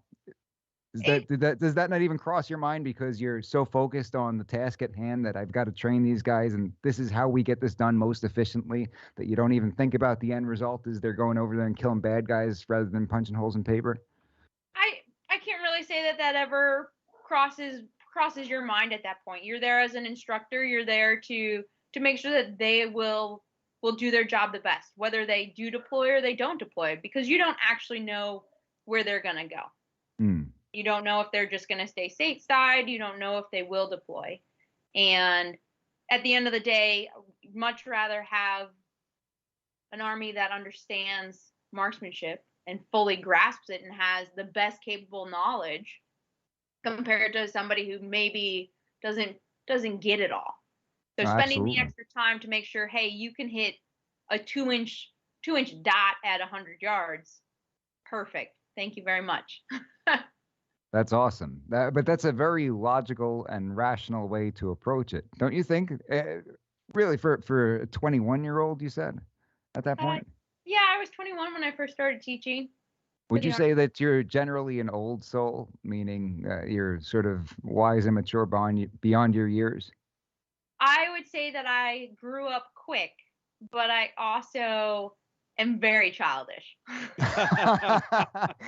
What do you mean by that? For example, this summer, a friend found a kitten. I was supposed to give the kitten to somebody else, and I was unwilling to part with her. And I said, "You're not taking the cat. I'm keeping her." Well, I don't think that's not necessarily childish, though, right? That's just you fell in love with the animal, no? Yeah, but I mean, I'm a grown woman who basically brought this kitten everywhere with me. I saw you in one of the photos in uniform with a kitten. It was like a gray tabby. Is that the kitten you're talking about? Yes. Okay. Her name's Harry Sabertooth X Mayfly. If I don't get her whole name right. Wait, what? Hold on. I didn't catch all of that. You're going to have to hit me with that again, champ. So her name is Perry. Sabertooth. X Mayfly. X Mayfly? Correct. as in the letter X. How'd you come up with that one? Did you put every word in the universe into a hat and then just It's select like 4 of them? Elon Musk's child's name there. You can thank Brandon Green and a few other members of the Army Marksmanship Unit for coming up with that name. Okay. Well, thank you to Brandon Green and those who came up with that name. That's not necessarily childish, though. There's got to be a better example than that, no? Because right. you were very certain. You said, but I also do many things that are very childish. Man, I don't know. I don't take things very seriously a lot of the time, or people think I don't. Play practical jokes sometimes on people. I laugh a lot. I don't really. I am. Is that like a team thing though? You said like playing practical jokes. Do you think that came from your athletic background? I don't really remember doing that in high school. Oh, really? No, it's not like a baseball team. Boys different are than ball players. Bunch of clowns. Right. Yeah, wasn't like way that. different. No. Was there any of that in the military? Jokes? Yeah. Oh, a lot. That is what gets you sometimes through the day. Is going to be the jokes and the different techniques to survive a day. Best practical joke you've ever played? Wow. We put glitter into the air vents of somebody's rental car. Oh. So we all know where Fantastic. it's going, and it was hot. They turned the air conditioner on, and then they turned it off. They went to the car wash, vacuumed it all out, but they didn't let the vents run enough. So then they got back in and turned on the air conditioner again. Oh, that is horrible. That should be a felony. Wow. It was well worth it. Oh, I'm sure. I'm Might be sure. Jersey. You ever get glitter on anything and you just can't get it out? Oh, I hate yes, at the holidays. People send you cards that have glitter. I'm like, please don't send me this stuff. So what's your address, Mike? I've got it. Nice try, champ. I think really Chris is gonna get that to me later. Oh no. I shouldn't be doing that. She just said she loves practical jokes. I tell her I hate glitter. And it's the worst thing I could have done. What's the second best practical joke you ever played? Second best. Sight black. So sight black is it's carbide, and you add water and you light it and it makes everything black. It's like a black soot, a black flame that comes out. And Okay. we used to take it and you would put it on somebody's buttstock so that then when they put their face on the gun, they'd get covered in black. But that's pretty you'd good. be the only person who knew that it was happening. Wow. That's pretty. So they'd be walking around and not have any clue, and people would be laughing, and nobody would tell them, of course, right? Correct.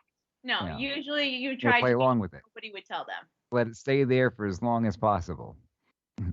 We've got a comment here saying, hello, Amanda and Mike, but not Philly Chris. You've got a fan over there, Philly Chris. Pretty hello, normal. Amanda and Mike, but not That's Philly normal, Chris. I love that. For those of us just tuning in, you're listening to Mike G in the Morning with The Law Matters, only on the Freedom Station, WFYL. So we're back, still 21 years old in this story where we're going back and talking about all this, right? Because we're talking about how there was a very logical way for you to approach this situation and the application of your skills. Where do we go from there? So at that point, shooting with the Army Marksmanship Unit and continuously getting better, learning new things, teaching the whole time. And during that time, I went and shot in the 2015 World Championships that were held in Camp Perry, Ohio for Palma rifle shooting. And then fast forward, I went and shot in New Zealand in 2019 for the World Championships. And the whole time, every year, we're shooting the national championships that are taking place in the United States. And with the team, we're shooting maybe a couple of records here or there and progressing forward. That is great. We got a comment about this right along these lines. We've got something from Brian. Oh, It says, Mike, this person you have is a national celebrity.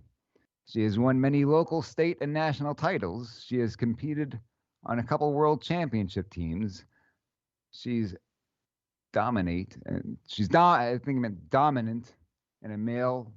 She's dominant in a male dominant sport. Yeah. I believe that's what it said. She's dominated a male dominated sport. Maybe that's what I meant to say. Well, Brian, we've been calling her champ the entire time. I think we've been respectful here, right? We're talking about all the accomplishments. We know she's a big deal. That's why we got her on the program. But thank you for bringing all of that to our attention. Did you know that? You're kind of a big deal, Amanda. People know you. I'm kind of a big deal. Brian might be one of my bigger fans. And do you own many leather-bound books? Making Ron Burgundy jokes last week, right, Philly Chris? That's right. They're always good. So what is that like? That's a good point that Brian brings up, that it's a male-dominant sport. What is that like? I know that you mentioned that as a 21-year-old coming in, you got these people. It's difficult to get them to come to terms with the fact that you were going to be teaching them these skills that would help them in the long run and get them to be accepting. What's it like from the competitive aspect being in a male-dominant sport? On the competitive side, it's quite interesting. Nobody really looks at you and judges you for your age or your sex.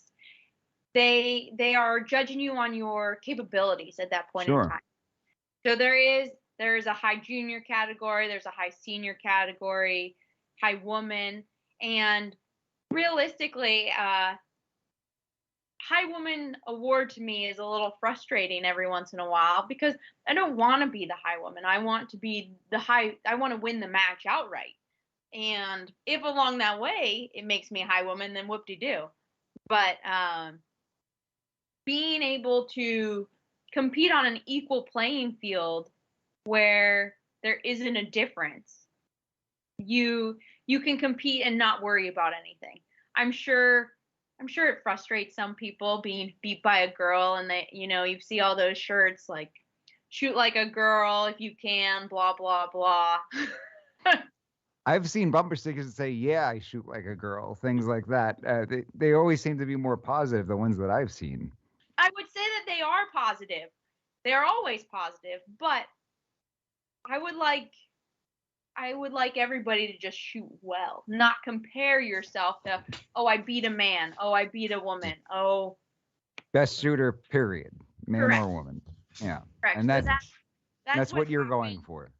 That's what happens at these competitions. They give out a high female award, and I know a lot of guys have joked, well, if a woman wins it, are they going to give out a high male award? Huh. I'm like, well, would you be opposed to that? Sorry, guys, that's not how this works. No. I don't know if that's fair, champ. They just don't have that. It's not my rule. Well, why not though? If you beat everybody for the next 10 years in a row, you gotta at least give these guys a participation trophy or something. I can give them my High Woman Award if they would like that. I give them the High Woman Award. I can cross off the WO and just give it to them. Best shooter, period. So that's good to hear that you said that people are more paying attention to the results and the accomplishments and the merits rather than anything else. So it's not like showing up to these competitions, you're having people treating you poorly or less than or anything like that. Correct. It's truly based on what you're capable of. And even if somebody doesn't know you and they watch you shoot a stage or they watch you shoot for a day, they're going to know if you've been shooting for a while, what your abilities are, and you'll never find competitors such as high power rifle shooters or anybody that competitively competes in a shooting sport. They will give you their gun. They will give you their ammo. They will give you anything you need in order to succeed. And that makes it even better on top of it, because let's say you're a junior who just got into shooting and you're pretty good at it. So everybody's going to start to take notice of you and say, wow, this junior's coming along really fast. Or if you have the opposite and you have a junior who's just getting into it and you can see they're struggling, everybody's going to try to help them and give them different pointers and tips and try to say, hey, you know, this works for me. Maybe you should try this. Don't quit. Keep coming to the sports. Keep doing all of this. Do you find that generally the gun owning community is a pretty friendly and accepting community? I would without a doubt say that the gun community is very open and very welcome to individuals, whether they have never held a gun in their life or they're somebody who has machine guns and just wants to come to a new range. They're very open. Do you think that there are a lot of misconceptions about that among people who are not gun owners? Not necessarily even people who are anti-gun, but people who just haven't been exposed to gun owners? That gun owners are not friendly? Yeah. I think anybody can think that of, you know, maybe they scare them, or they aren't sure if they're going to be hunters who just, that's all that they do. They go out and go hunting, or they're backyard shooters and make all this noise. I think the noise is also something that a lot of people actually don't understand or appreciate. And they're like, oh, well, you know, I'm trying to enjoy my Saturday afternoon and you're out there making all this ruckus. Oh, I hate guns now. Well, you don't even know about them. You just don't like the noise that it makes. Grumpy people.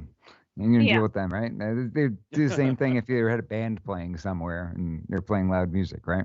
What if we get a band and we go shooting? A band and go shooting. That sounds like fun. Now we're talking. Are you a musician as well? Oh, no. I'll play the tuba.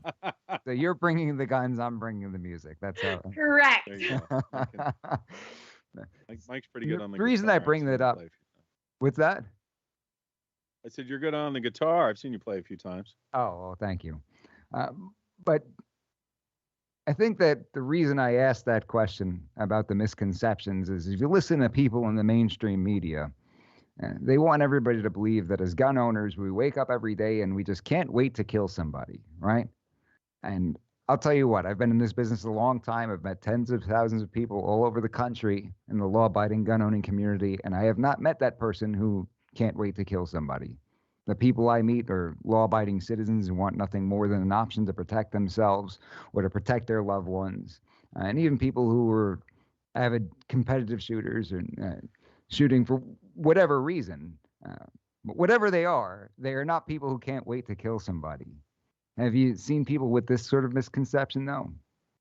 I haven't, to be honest. But that really never doesn't mean that I sometimes I'm oblivious to things. Gotcha. And kind of just disregard something. So I would more so go with that's probably what's happened in my case, of turning a blind eye or disregarding it. Have you had any negative experiences when people learned that you're a shooter, like during your travels and things of that nature? Have you had that happen? Good question. I've got to follow up on that. A good question. Go ahead. I was Jim. thinking about that earlier, just because it seems like there's more of a disconnect now, you know, especially with the current political landscape. You know, I've actually lucked out, I would say, even like flying out of Philly. That's what I was wondering too. Yeah. And taking, you know, parking at one of the car places and them driving me in. Generally speaking, the people who are on the van with me, they'll ask me questions, and then I tell them where I'm going, and they find out I'm going to a world championship or a nationals or a competition, and they're like, hey, good luck. This is awesome. And sometimes I see the same guy and he goes, oh, I've picked you up before. Yep, you sure have. That's good. You don't just tell them it's a hear. guitar How about case? any issues with, what was that, Mike? I said, you don't just tell them it's a guitar case? Oh, it's definitely not a guitar case. The two padlocks say otherwise. It's a very valuable guitar. Right. What did you say, Philly Chris? I interrupted you. Have you had any Just like with the TSA at the airport or flying or anything like that?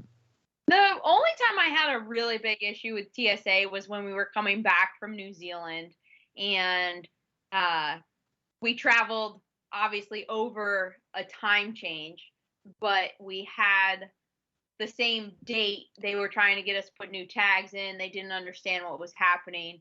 That was a complete frustration on so many levels, because we were flying back into the United States. They said we needed all this other documentation. And you're like, I already have it all. Oh, no.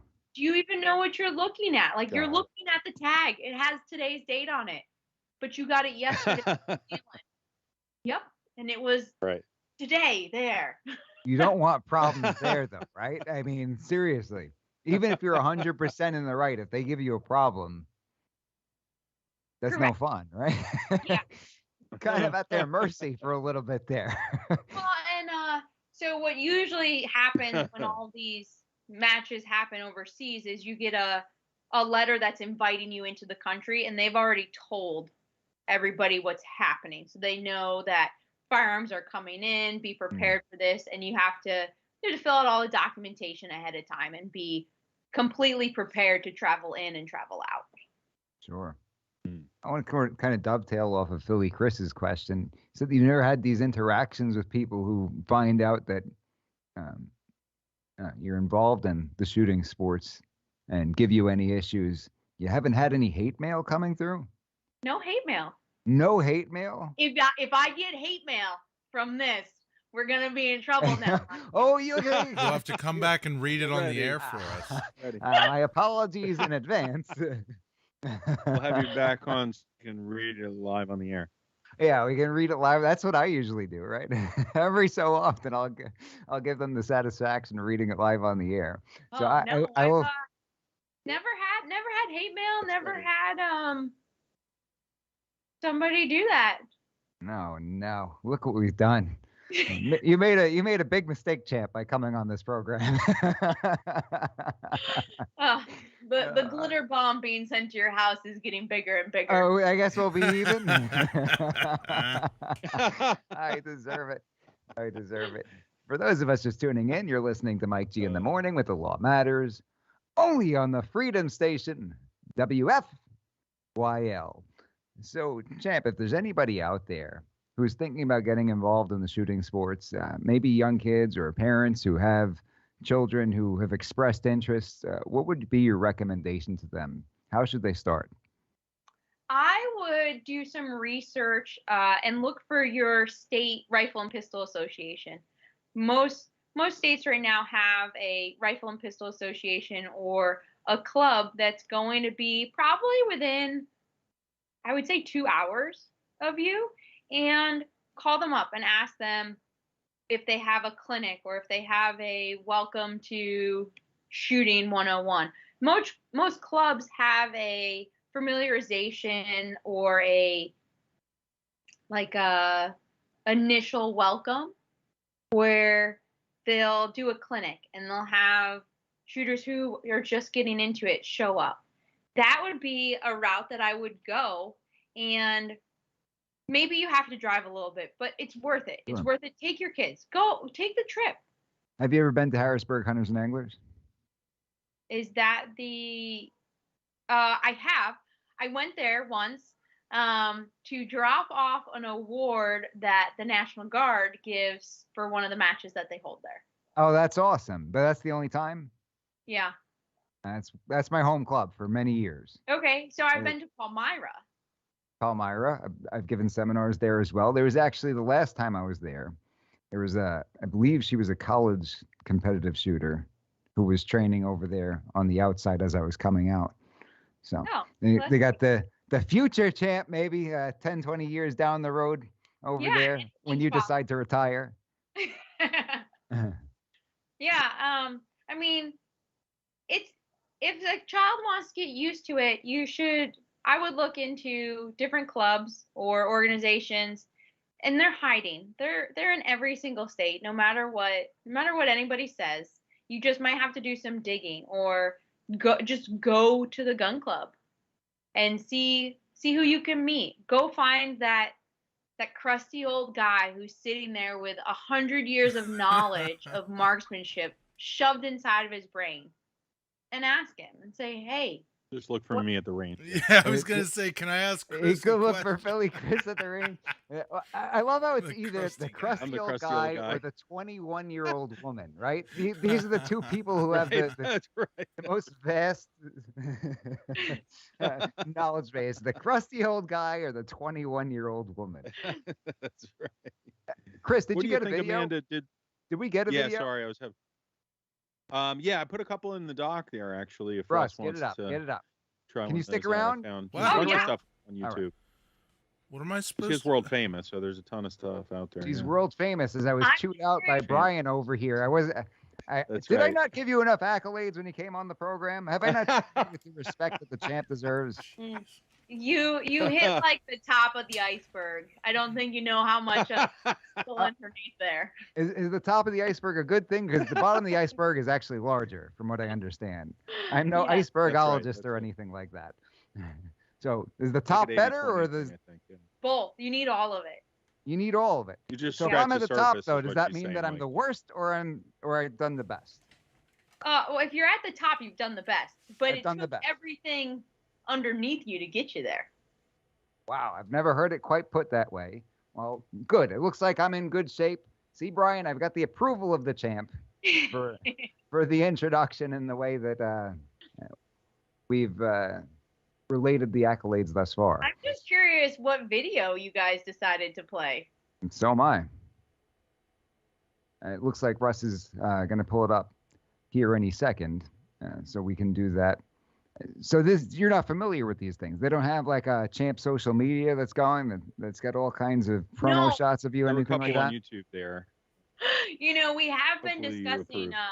approve. I thought it was all jokes, but maybe I'll have to move forward with this of getting an agent, Yeah, absolutely. Well, you should. and then they can Which one, monitor Chris? my YouTube stuff or Yeah, videos absolutely. that are being posted. That's actually a legitimate thing, and it's probably not Yeah. a conversation for the air. But you can have you'll have 100 people write you with hate mail, and then 100 solicitations for representation as an agent coming out of this program. Don't give any of them my address. I have your address strictly for glitter bombs. That's the only reason I keep your That's address right. on hand. I will not be sharing it with anybody else except for the UPS guy. Perfect. Russ, do we have this video? There's two YouTube links. I don't know which one I'm supposed to click on. Just click on one of them, Just click pal. on the top one first, and Good grief, you Both guys. of them. yeah, there's a couple in there. We've got time, sir. Yeah. Mhm. I mean, I'm more curious about what we're gonna watch than you are. I think. Oh, I don't this think one was so. from the Army, so I figured it had to be pretty decent. Oh, here we go. Hi, I am Staff Sergeant Amanda Elsenboss. I've been a United States Army soldier for 8.5 years, and I am currently a service rifle member at the Army Marksmanship Unit. My job at the Army Marksmanship Unit is a shooter instructor for the service rifle team. So that includes shooting national competitions against civilians and other military branches, and also instructing civilians and different soldiers marksmanship skills. My father was a large influence in my life. He was a competitive shooter, not with a service rifle, but with a shotgun, and helped me to pursue my love of the sport, and then encouraged me to follow my dreams, which included coming to the Army Marksmanship Unit and being a soldier. When I first started shooting, the big pull for me was the fact that I was outside and I was meeting different people. What I enjoy most about shooting is the fact that every day it's not going to be the same. We can come out, and today we have an extremely windy condition that is rare for our range. So training in this is great training. It's never going to be the same. You might be shooting the same course of fire, but your actual day-to-day is always going to be different out on the range. You will never get the same conditions. So it's constantly challenging yourself and allowing you to prepare and become a better shooter. I do have a few role models, and in the shooting community, one who really helped me would be Emil Kraslik. He kind of took me under his wing, and he was our head coach here at the Army Marksmanship Unit when I first came. And he still will help me when I have issues and is constantly trying to make me a better shooter so that I can instruct others to become better as well. My advice to any women that are looking forward to either joining the United States Army or any military branch for that matter, or to become a competitive shooter, is to remember that we all have our ups and our downs. Don't let other people distract you or tell you that you're not good enough to be doing that. You are completely capable of doing anything that you put your heart and soul and mind completely into. So keep going, reach for it. You can do it. Another fond memory that I have is shooting in the Americas match up in Canada with the U.S. Palma team, where we beat the record and took back the America's Cup back to the United States. So that record was held for a very long time, and it is something that means a lot to me, to be part of that winning team and to be one of the competitors who shot a perfect score. So when I am not shooting, a hobby that I recently started again is horseback riding. So I am a hunter jumper, and that for me is a great stress relief and also allows me to continue to be competitive in a different sport. So it's allowing me to work on that competitive drive at all times. My goals at the USAMU are to dominate in the service rifle sport, as well as in long range and Palma competitions that we are capable of shooting at. It is important to me to strive not only as an individual, but as a team member and as a team shooter to bring the entire team to the top.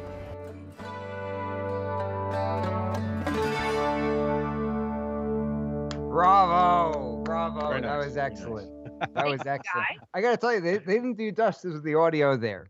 Yeah, the music was a little too loud. I do have a couple of questions for you. Those ribbons, you said that wasn't George. Is that what you're saying? That was not George. That was another horse, Welly. Okay. And what were those ribbons that we saw in the photo there? Those ribbons would be, I think we had a couple firsts and a second, and maybe a grand champion. So that was from a hunter show that I went to and placed well at. So you're the champ then. That's what you're saying? Not just the shooting champ, the horse champ as well? Managed to win a few things at a few different shows for horseback riding. And so when I went and shot the world championships in New Zealand, I came back, and then 2 days later, I took George into a horse show when I was down in Alabama, and we also did very well. I won a couple of ribbons with him as well. Wow. So George is the champ also. Yeah. Champ in multiple aspects. Now, I got to say, by the way, love the old school picture of Pops right there. Oh, yes. What do you think of that? Do you get a lot of comments on that? Yeah. That's my dad. He's a big stonemason, and I was going to ask you, what is his profession? Is he in the NFL? Professional wrestler? Movie star?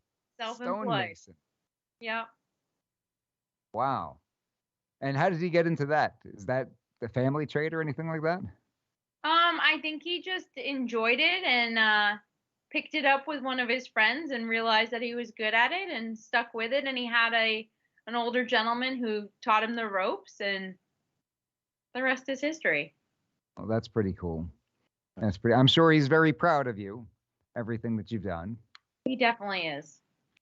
And how did he get into, you said he was a shotgun instructor, right? Shotgun shooter, yeah. Shooter. How did he get into that? That's a great question, Mike. Oh, come on. You know him. One I should fully understand. How many years do you know him, champ? I know that like he grew was up born that way, Mike.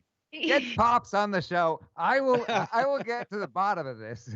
He grew up running trap lines and now you're just guessing. You're just guessing because you're like, I don't know. And maybe grew up and.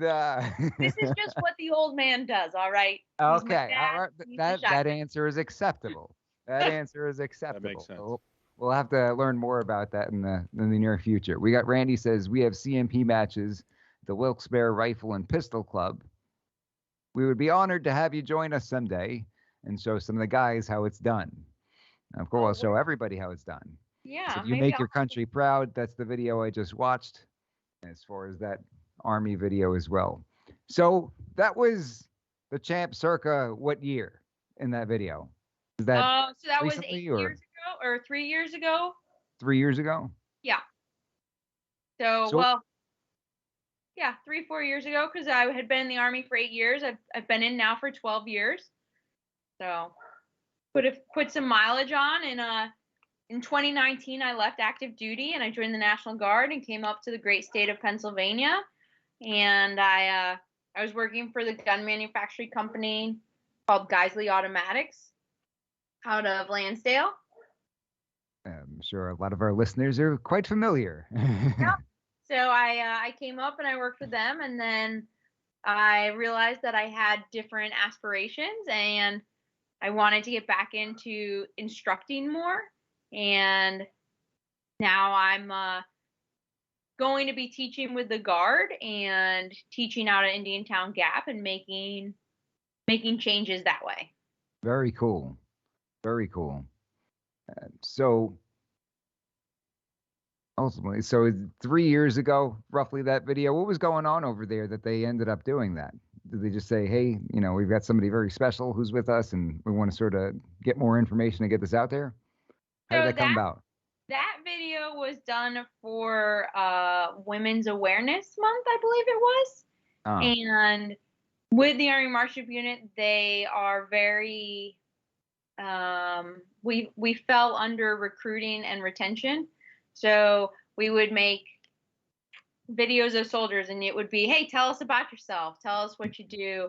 And I happen to be a pretty photogenic and easy talker, and most people in the military aren't always quite so blessed to be be capable of flowing and figuring out correct extensive answers to a question. Sure. No, that can be tough. Absolutely. Yeah, sure. So I've done a lot of different interviews depending on what it is that the military was looking for at that point in time.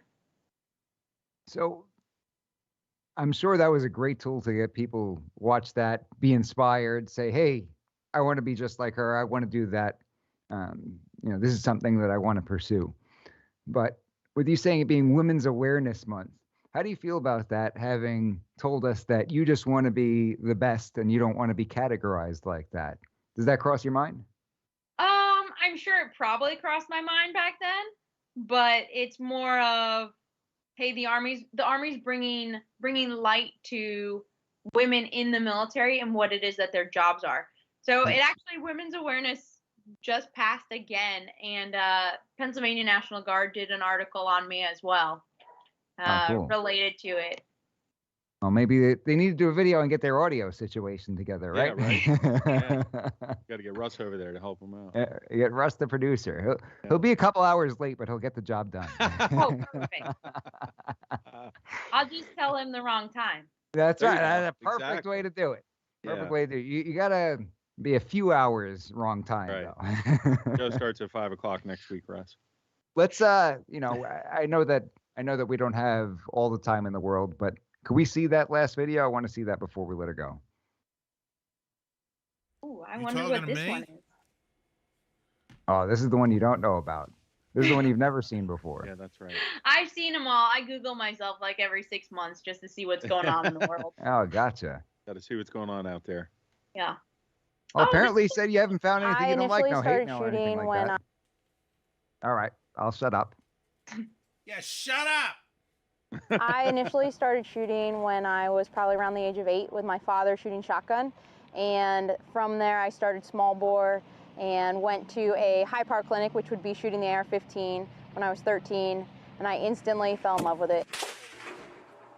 once I actually started shooting the distance, I was hooked. I loved competitive shooting. I loved the nature of it and the fact that it may be the same course of fire, but it was never the same day on the range.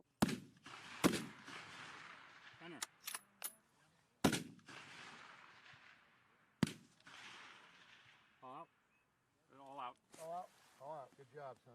Good job. I was down there for 10 years as a shooter and an instructor, teaching squad designated marksmanship and close quarter marksmanship, and competing in international and national competitions. It then propelled me forward to coming to the National Guard and representing Pennsylvania and the Guard as a whole. Competing in these competitions allows me to bring back gained knowledge to the marksmanship training unit to help our soldiers to maximize their time downrange and become better competitors and better soldiers as a whole. And when was that? That video was actually taken in May of this year. Oh, okay. So that's more recent than the last one. Yeah. Yeah. What we Yeah, that don't was- have are enough action shots, though. You realize that, right? More action shots. Okay. I will Yeah. I will work on it for you. Tell 'em No, we got to get that. We got to make that happen. We got to Yeah. make that happen. Be great to see that. Very cool videos, though. Well, Hey, thank you. There's a cool video right there in our suggestion box. Why don't we click on that? Is that Mike G in the morning? Yeah. There For we go. September 30th, as luck may have it. Rock and roll. See, there's an association there where you got the same audience. That's what's going on. What do you think, Amanda, you're doing different make that than happen. the other We gotta make shooters? that What, do you, happen. what is your edge, if you will? Be great to see that. I think right now it's kind of experience and the ability to take 19 years of shooting and pull it together. And I've done a lot of mental management work, Mhm. actually, for a while with this gentleman Bob Palmer, who's out of Canada, and he has a couple of different programs, and Okay. kind of seems like once it all starts to flow, then you just kind of grab on and hold on as long as you can. Do you do any like meditation or visualization or breathing techniques or anything I like do that? a lot of visualization. I am not one for meditating. Okay. I can't really say I do any breathing techniques. Okay. Okay. I I've was just just- curious because you're I just- at such an elite level. I was trying to figure out what separates you from the crowd. a lot of it is visualization and figuring out how to remain in the zone and how to stay calm and collected through the entire situation. Because when you're shooting, anything's possible. When I was up in Vermont, the conditions were less than pleasant. It was quite windy. Okay. Sure. But I shot my string standing. I shot a 189 out of 200, and I kind of was not happy at all. But at the end of the day, I ended up winning the entire match. But it was kind of, okay, here's a bad shot. The wind blew you. Forget about it. Right. Move to the Right. next one. And a downfall of a lot of beginner competitors is they grab onto the negative thought. Sure. Okay. And then that sucks them down. So it's, okay, it's windy. I just shot a bad shot. Then it gets even windier. Then you shoot more Right. bad shots. And you just continue to almost fall apart without you even realizing what's happening. So really living. You've got in the moment experience for with each shot. sports psychology, don't you? Yes. Yeah. Yeah. Okay. That's not coming from nowhere. Right. You pretty much got it. I was thinking about something. Remember how I was saying it must have been interesting to have this skill and this talent and have to translate it to something at 21 years of age into the military where they're going to use it for a different purpose. I don't know if I was getting my point across. You just really had that plain, logical, sort of rational approach to it. I was thinking, let's say you got a ball player, right? And you've got the mechanics and they said, okay, we think it's going to be a good idea to use a pitcher's mechanics for throwing grenades in wartime.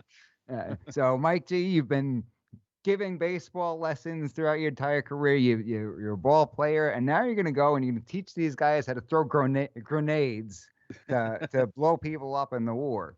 It seems like there would be some sort of mental aspect there, but you're just Completely rational with your approach. Yeah, I mean, Completely rational and logical and mature, yet entirely childish at the same time. I guess maybe with my thoughts on shooting is it's very simplistic. Of we've always taught all shooting is the same, whether you're shooting. Piece of cake, right? Yeah. Just be the best in the world. What's wrong with you? Yeah, that's right. You ever get frustrated with people being so talented? Do you ever get frustrated with these people? It's like, well, what isn't this guy getting? Is there something wrong with him? Why is he not as great as the greatest person in the world at this, like myself? No, I will say sometimes it's frustrating when you're trying to make someone better and you're giving them all of the tools and they just keep kind of like shoving the tools away and saying, oh, no, I don't need those. And you're like, but you do need them. I would like it if you realize that this is an important tool for you to have in your little toolkit. So here, take it from me. I'm giving it to you for free. Hold on to it and use it. Have you tried making fun of them? I would like to say probably. You have reinforcement, Mike. Yeah, like if you haven't, give it a shot. Okay, that'll be my next attempt. You know, you're really terrible at this, and you can use my advice. You know, and who if I you am, don't right? start I'm to the use my king. advice, you should probably quit. Oh man, I don't know if I could go that far. That's kind of mean. You should probably find something else to do. Maybe join the circus. You're writing it down. Is that what you're doing over there? Yeah, I'm taking these as notes of tell them they're joining the circus. Things to say, according to Mike G. Before we cut you loose, because you've been very, very generous with your time, and we truly appreciate that. We've been having a blast over here. What was that you feel the greatest moment of your career? What is something that you look back upon and that was like your, winning the Super Bowl or whatever it may be? What's the moment that you look back on that's really the highlight as of right now? Maybe there's more than one. Feel free to list a couple, but I have a lot of highlights. One of the biggest ones currently would be actually from this year. I shot a perfect score of 500 out of 500. Wow. 34 out of 50 X's in what is possibly our largest team match. So it was at the CMP National Championships, and it didn't really hit me, I don't think, and it still hasn't necessarily hit me. And you're not thinking about it while you're doing it. You're like, oh man, I really don't want to screw this up. I got this. That's not going through your head. Can't grab those negative thoughts, Mike. Yeah, you have to get rid of that. Yeah, you just gotta be in the zone. Tunnel vision, right? Be in the zone. You just have to say, okay, I'm gonna shoot this perfect score and we're gonna do it. And so it happened, and my team, the National Guard, was very supportive of me shooting this score and helping me get to that point. And it was also nice to go and talk to my old coach, Emil Praslik, and the Army team, and them to tell me, congratulations, that's amazing. And oh, hey, by the way, we've ran the numbers, and we think that's the highest score that's been shot in this course of fire. And I'm like, no way, that's impossible. Like, no, like not just in this match, but in this course of fire in general. So that was a really big one for me. And I won. Winning NRA is up there. I mean, who doesn't want to win championships? So yeah, that's right. I heard you got a belt for that one. I'm waiting for it. It's on the way. It's in the mail. And then I always have to think back to my roots and think what got me started in shooting, and the Connecticut State team for having guns that I could borrow and equipment that I could use, and taking me to the national championships and taking me to all these matches that I wouldn't have been able to travel to without them. Very insightful. Very insightful. The journey rather than the destination to some degree. Oh, we're not at the final destination, Mike. We still got like 20 more years, right? Oh, right. That's right. And that's being conservative, right? That's being conservative. Correct. Champ's going to be around for a long, long time. Absolutely. She ain't going anywhere, folks. Yeah. Are you in the Guinness Book of Records for anything? Maybe for having hiccups for the longest period of time. How'd you Tell get rid me of that them? story before you go. You got we can't leave without hearing we need that to know story. more about I that. don't think I've gotten rid of them yet. So I have this great ability. I'm surprised it didn't happen during our talk at all, of randomly hiccuping during the worst moment. Really? That's got to mess you up when you're shooting, though, I would think. I don't think it's ever happened when I'm actually shooting, but it happened. okay. Wow. We're going to change the That's subject interesting. right now. We So need it's still going 0. on, like it still happens? Oh yeah, like I'll hiccup probably, I don't know, and just one, and maybe an hour after we hang up or whatever, or tomorrow at some point. It just happens out of the blue. So when you say the longest case, it's one solid case with one hiccup every 24 hours. Is that what you're saying? Yeah, or every like 4 hours. It kind Or of every varies. 4 hours? I don't know that. I'm not a hiccup doctor or anything. I'm no expert on the hiccups. Well, you can't tell me that it's not a Guinness World Record because We'll have to contact them and see if that qualifies. They might say, no. In order to qualify as one case of hiccups, it's got to be every 2 hours or something. Maybe there's a standard setup for the Guinness Book of Records already. Rules on that. Anything shooting related? any record, like Guinness World Record. Yeah. I don't think that We got to get you in there. I don't know of any. Well, we got a petition. Let's do it. Rock and roll. Yeah, we need to work on this.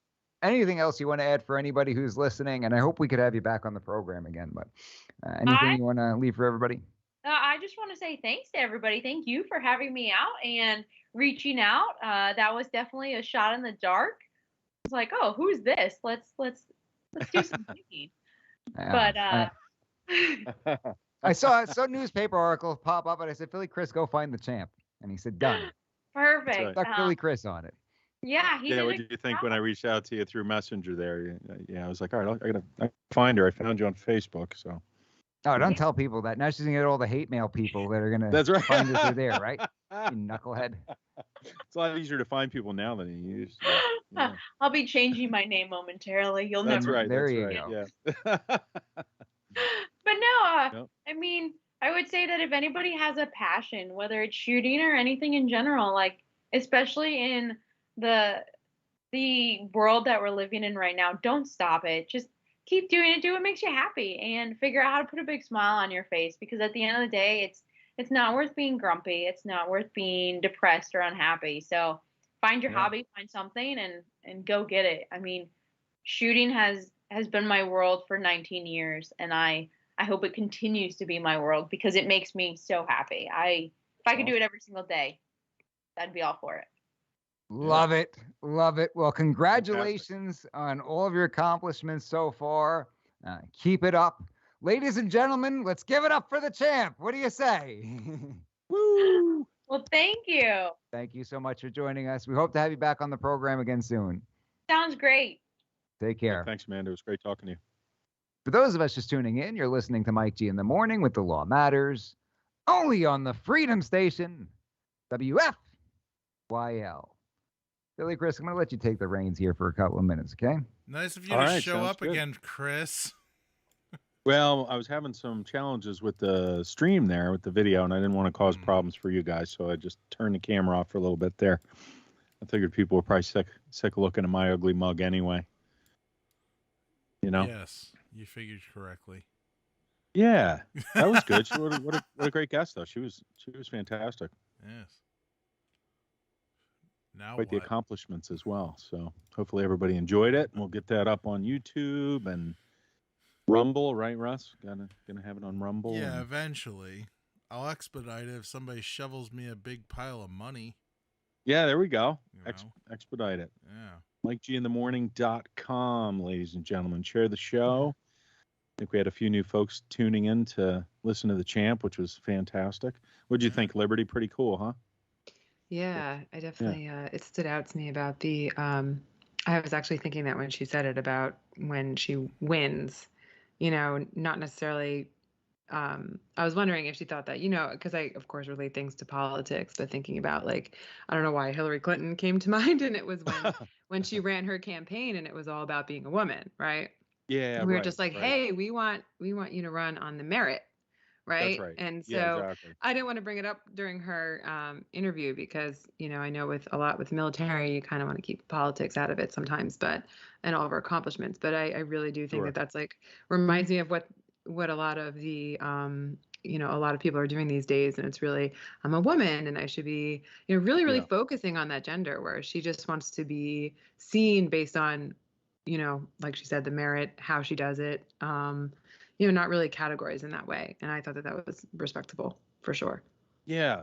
Yeah, definitely. No, you bring up some good points. I was tempted a few times to ask her about her thoughts on what's going on right Yeah. now with the military, with the vaccinations and some other Right. political things, but I don't really want to put her on the spot. But maybe in a future episode we can. Yeah, you dig never into that a know. little bit. Yeah. I have some family in the military, and I know during active duty, you don't really want to go out there and say a lot of your thoughts. I'm not sure, once they're finished with that, but Right. also Right. being a national figure and things, Sure. it's a tough environment we're in these days. But for sure, I don't really Mhm. think it's just politics. I think it's just in general, and a lot of women are just categories.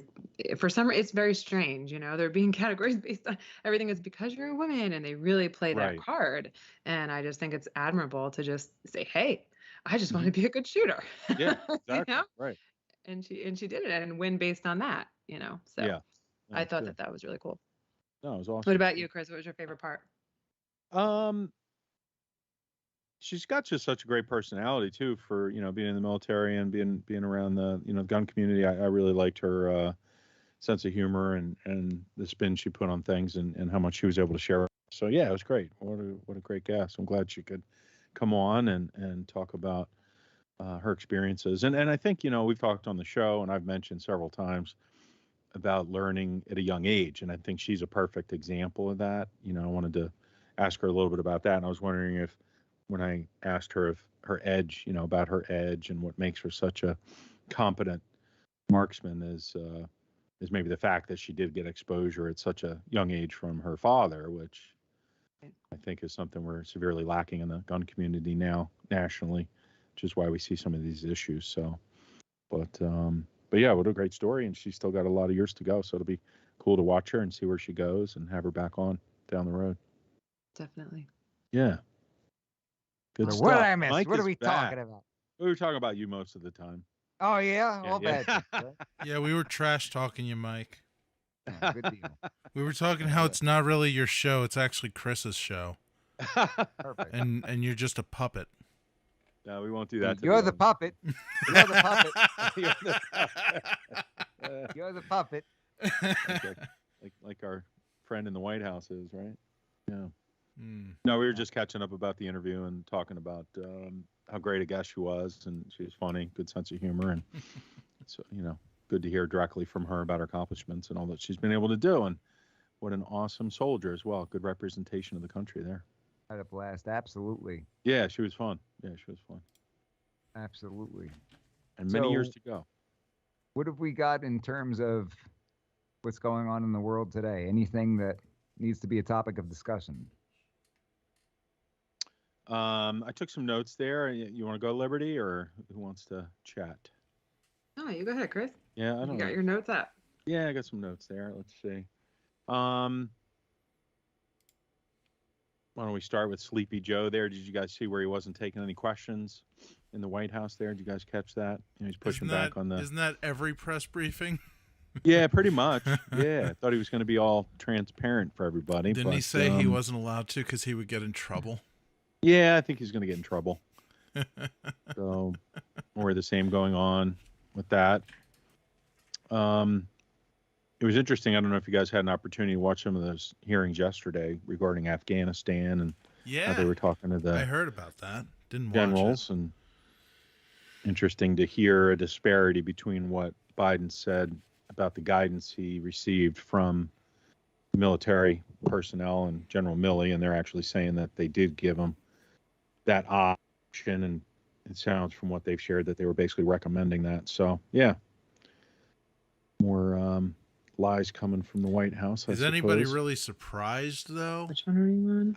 I mean, at this point, I would be surprised if people are surprised. I think people are waking up to the reality of If what's you're going on. surprised from this, you deserve a smack across the face.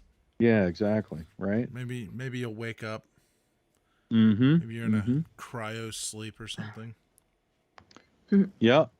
And we're seeing a crisis now with the medical community. I believe they're going to let go of about 70,000 people in New York and then bring in the National Guard to start treating people. And, we've talked about these things on the show for a while, and I just personally find it so troubling that these heroes, as they were called not too long ago, are turned into zeros now, from heroes to zeros. And I looked into this a little bit, and a lot of the folks are saying that, they were exposed to COVID, which they were, a lot of these nurses and personnel in the hospitals. And with the new reporting that's come out from, like, for example, that study from Israel, it does show that there is significant value with natural immunity. And from all the studies I've seen, it's significantly we're getting better. kicked off. We're getting kicked off. Well, we should be able to Please talk don't about get it, this right? episode kicked off. We've had so much fun for almost 3 hours. You want me to get into that? All Can right. we talk about something other than Sure. COVID? No. Yeah, go ahead, Liberty. Hey, can we not? I mean, we've talked about it every Talk week about for- something other than the C word. I mean, I don't know. It's just hard been, not to, because it's such a it's big hard part of not what's to going because it's on, but- everywhere, and this is a Yeah. real thing affecting people. I mean, it's It just, is it's really, really frustrating. frustrating. Like, Hey, I know guess what? It won't be gone next week. So Chris. Yeah, let's get I mean, next Chris is a week's lot. episode taken. I feel like Chris is a lot like me. Like, we're really on top of the news, and I just want to say, like, I think it's important to bring up next week at least, because it's affecting real lives. I mean, people are really losing what they worked their entire life for. And this isn't just medical, this is teachers, these are people, and they're having to make a choice between things. Yeah. And so we won't get into. But more on that next week. Yeah. More on the next week. But it is really scary. I mean, and I just want to say a lot of things Billy Chris said in the beginning are really starting to happen. Right. I mean, This is it's not my actually opinion, scary. guys. Right. This is not my opinion, guys. These are facts. So Yeah, look at Australia. I mean, the fact that we can't even say certain things, on this Right, episode with it potentially being dropped is really scary. I mean, look at where we're at. And that's a lot of what Billy Chris was saying. That type of thing. It wasn't Thank even you, just Liberty. like the I prediction of different things, but you were specifically saying, like, it's going to become like this or that. I mean, I guess I can't even say it. I mean, whatever. I give up. Yeah. Well, Yeah. we can Oh, say like I see it, yeah. we can say you said that you feel like we don't live in a free country anymore, and we just haven't figured it out yet, right? I think it's been that way for a while. Yeah. Yeah, Yeah. you said that a lot. Yeah. I think that you were seeing the results of years and decades of changes behind the scenes that just were not in everybody's face, but now they're pretty much right in your face at this point, And I think people don't want to see it. I don't want to. No. Who wants to? Who wants to see that as a truth, right? Yeah. In a free country, supposedly. I think we just should start speaking in like letters. No, I think Make Like, our own did language. anybody see the Like the JR decoder. video? I mean, I saw you posted it there, Chris, the JR video. You can't even bring that up, but that was something I really wanted to talk about too. But it'll have to be next week. Yeah. Does it have to do with the disease? Yeah. the plague. Yeah. Can we call it the plague? Yeah. There's been a few plagues. There's plausible deniability Because there. the right? YT decided that they're going to start Really crack down. Yeah. taking down certain things. Yeah. right. So Hey, YT, this does is FO strange. mean I'm anything to you? What's that? What? I said, hey, YT, does FO mean anything to you? Russ, I'm not going to be afraid to speak out. I'm not going to be I'm not afraid of kidding. it. I'm just And you muting know what? myself. The thing is, when we were uploading the different videos to the main, Can you please hold on? We had such a great episode here. Yeah. Pulled up Mike. the feed so that way I can see the comments Okay. on my second monitor, and I see this description. Russell, can you please Read change the it. description? Read it. Chris, you read it out loud. Can I see it? I think I have to go to the. Oh, for God's sake, you you read it guys! in I'll your just voice? do it. I'm gonna read it. All right, hold on. Let me bring it up here. I gotta Can you- bring Yeah, it bring it up. up. Bring it up and read it. Hold Yeah, he's got to do it in the voice. Okay. Hold on one moment. Things are running slow here. oh my Chris, God. things are always running slow for you. What's the deal? Chris, come on. Where do you My live? age, It's gonna be funny. I can't disclose that, Mike. Remember? Hey, Okay. Here. So, Do you want me to do it? No, I have it right I here. have it want it here. in his I have it voice. here. Okay. You still have the right to hear and the right to be heard until big tech takes that away. Dear Tech Overlords, you smell like a flaming dung heap overflowing with the most disgraceful assortment of deplorable rubbish imaginable, mangled up in tangled up knots. The ghosts of big tech are as follows, and I quote, stink, stank, stunk. May your future contain many events of you stepping on Legos with cold feet. Signed, Rusty Shackleford. You ever step on a Lego with cold feet? It's like being hit by a tiny freight train. All righty. Yeah. So I guess Mike G didn't approve that one, did you? What was Gary saying? You know, we can stick on that side. Gary says a large portion of Space Force is dominated by women guardians. Is that true? He's been following that. He has a channel now dedicated to the Space Force. Really? Because on it reminded me. YouTube. I was he's- like, so "Oh, he we're talking probably about knows. SpaceX." Space Force, actually. Space, yeah, that was what President Trump was talking a lot about. Says, there's an article, airforcemag.com.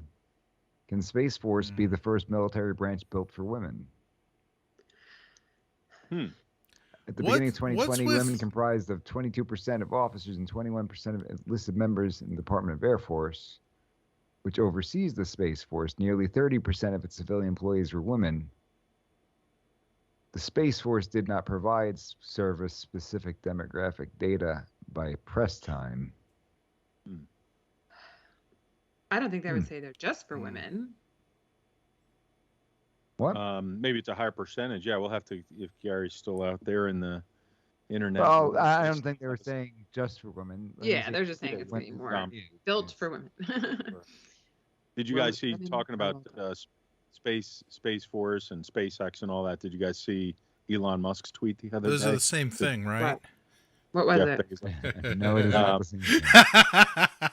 Elon Musk said he's going to send Bezos a silver medal and a giant statue of the number 2 after surpassing him again to become the The number 2 is very fitting for Bezos and Yeah, what is he people gonna think of rivalry, him. Or is he just messing around?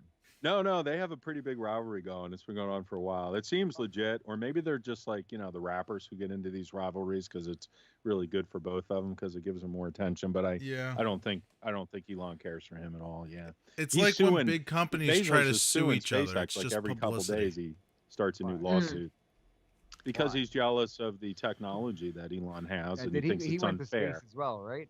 Yeah. For like a moment. No, I don't know. And he thanked every Amazon customer for paying for it. Wait, but Philly Chris, I was trying to figure Like that a out. maniac. I've been watching a lot of SpaceX stuff, but it looked like Bezos went, but he didn't like do anything like super. They didn't really exciting. go.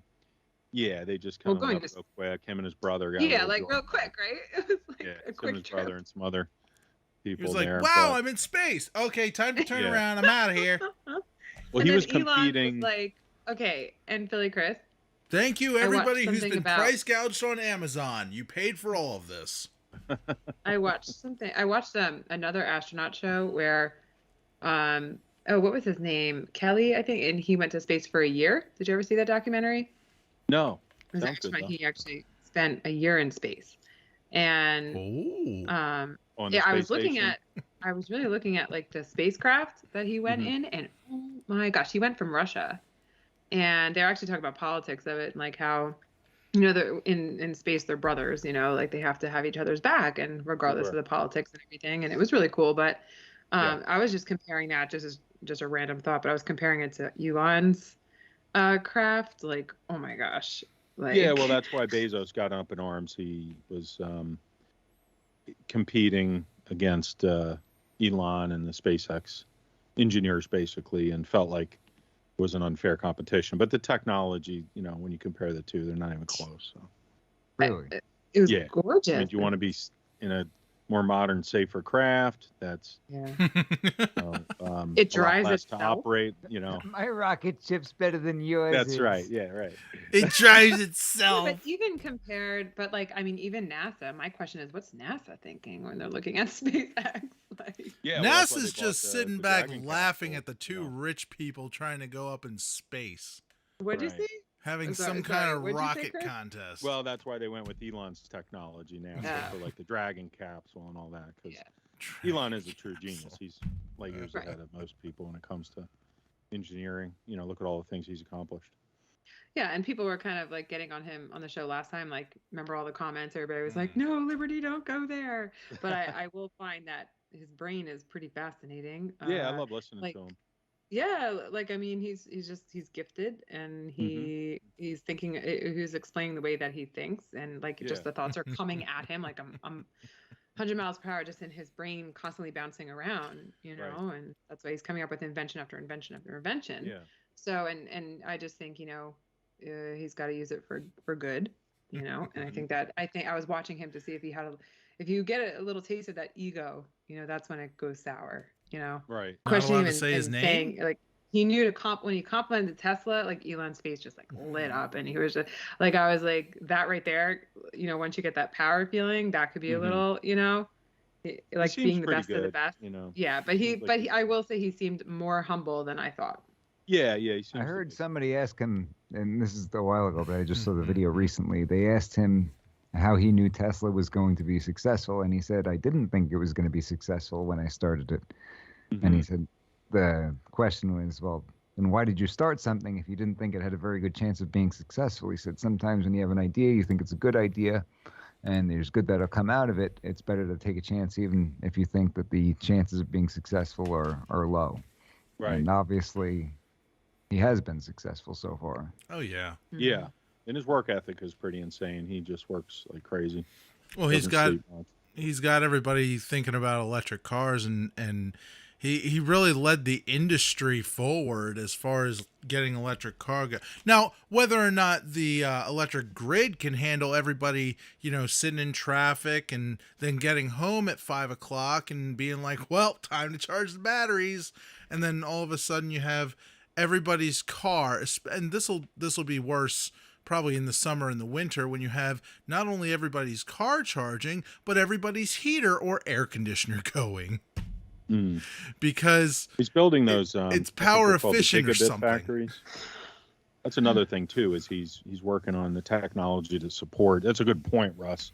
I mean, we're not there yet, No. but he's building those. I think they're called the gigabit factories, and the new battery technology is going to be pretty impressive. That's being rolled out. Well, we're gonna need new battery technology, because have you seen? I forget what channel it was on YouTube, but I was watching this one. I wouldn't call it a documentary. I guess it'd just be a study of, what if we shoved a battery inside a tractor trailer, big enough to perform like a regular tractor trailer that's powered by whatever, diesel or tractor trailer juice. He has those too already. He has the tractor You would have to trailers have ready. like a trailer that's also a battery, and he's got it would trucks. carry Have you like seen a the- third of the load. Have you seen the Tesla trucks, actually? The No. tractor trailers he's built, No, Russ? no, I haven't seen those. Yeah, they already exist. Yeah, Oh, they're okay. pretty amazing Well, too. Maybe I was watching an old one that was They're outdated. Yeah, no, But, they're self-driving, and they're super fast, just like the Teslas, because of all the torque and the electric Yeah. motors. But yeah, What They'll happens be when rolling they those out. crash? Because lithium-ion batteries, if that's what it's they bad. use, You can have fires. Yeah, they've that's had fires, yeah. definitely on fire. Right now, we have gas-powered vehicles that there's not a fire every time you crash. Right. They're pretty safe though. There's been a lot of incidents, and they're just so much safer with until you the wreck the battery. crash avoidance systems they have on board and the AI. Well, That's where we're going. What do you Oh, do no, with the did you say battery in AI? 5 years? Yeah, the what, AI. Yeah. What do you do Oh, with the and battery you in can- 5 years, you guys? Because, we see this happen with our cell phones and Bluetooth devices and everything else that runs on a battery. It diminishes over time. What do we do with these giant, big, whopping batteries that, they serve their 5-6 years of being a car power, and then what? You have to replace it? Yeah, you replace Okay, them, well, which isn't cheap. Yeah, no, I mean it'll it's get not more cheap. affordable, but Hopefully it Yeah, I gets think it's more 20 about affordable. Hopefully they $25,000 find to some replace other them. technology. 22,000, I think I saw. Great. Every 5 years, you need to replace what is essentially a gas tank for $22,000. I think they go can't pretty wait for far, the though. future. The future has many, many piles of debt in it. Everybody should be rejoicing. Be happy. It's green. Yeah. What's the word on default, Billy Chris? Who? On the what? The default. Oh, what's going on with the budget stuff? Right. I was watching some of that today. It looks like they're going to push it through, which is pretty crazy. But they're saying it's not going to cost anything. You know, that's what. Oh they're yeah. saying. Yeah, it's just free. It's you free, know? guys. Yeah, well, it's free because the taxpayers are Oh, paying for it. Yeah. I thought Joe Manchin was not sure. I think he's like the main one. Oh. Who's going to decide it? I think that, we're just seeing, like, literally, if you wanted to destroy our country, This is how you do it. They're writing the like book as we everything they're doing. speak. Like, you can't get this many things wrong. Like, you can't screw up this many times with everything. Just have a new budget, a bazillion, gazillion. Yeah, right. Yeah, just print more bajillion money. dollars. Why That's not all. just uncap the budget? Can we skip this part of time and just be like, you know what? Instead of putting a number on it, just make it unlimited. Just spend us into an oblivion already, would you? Right. I'm so sick of it. Oh, let's not make it above this number. Oh, we gotta raise it a little bit. Okay, we'll raise it a little bit. Let's not make it above this other larger number.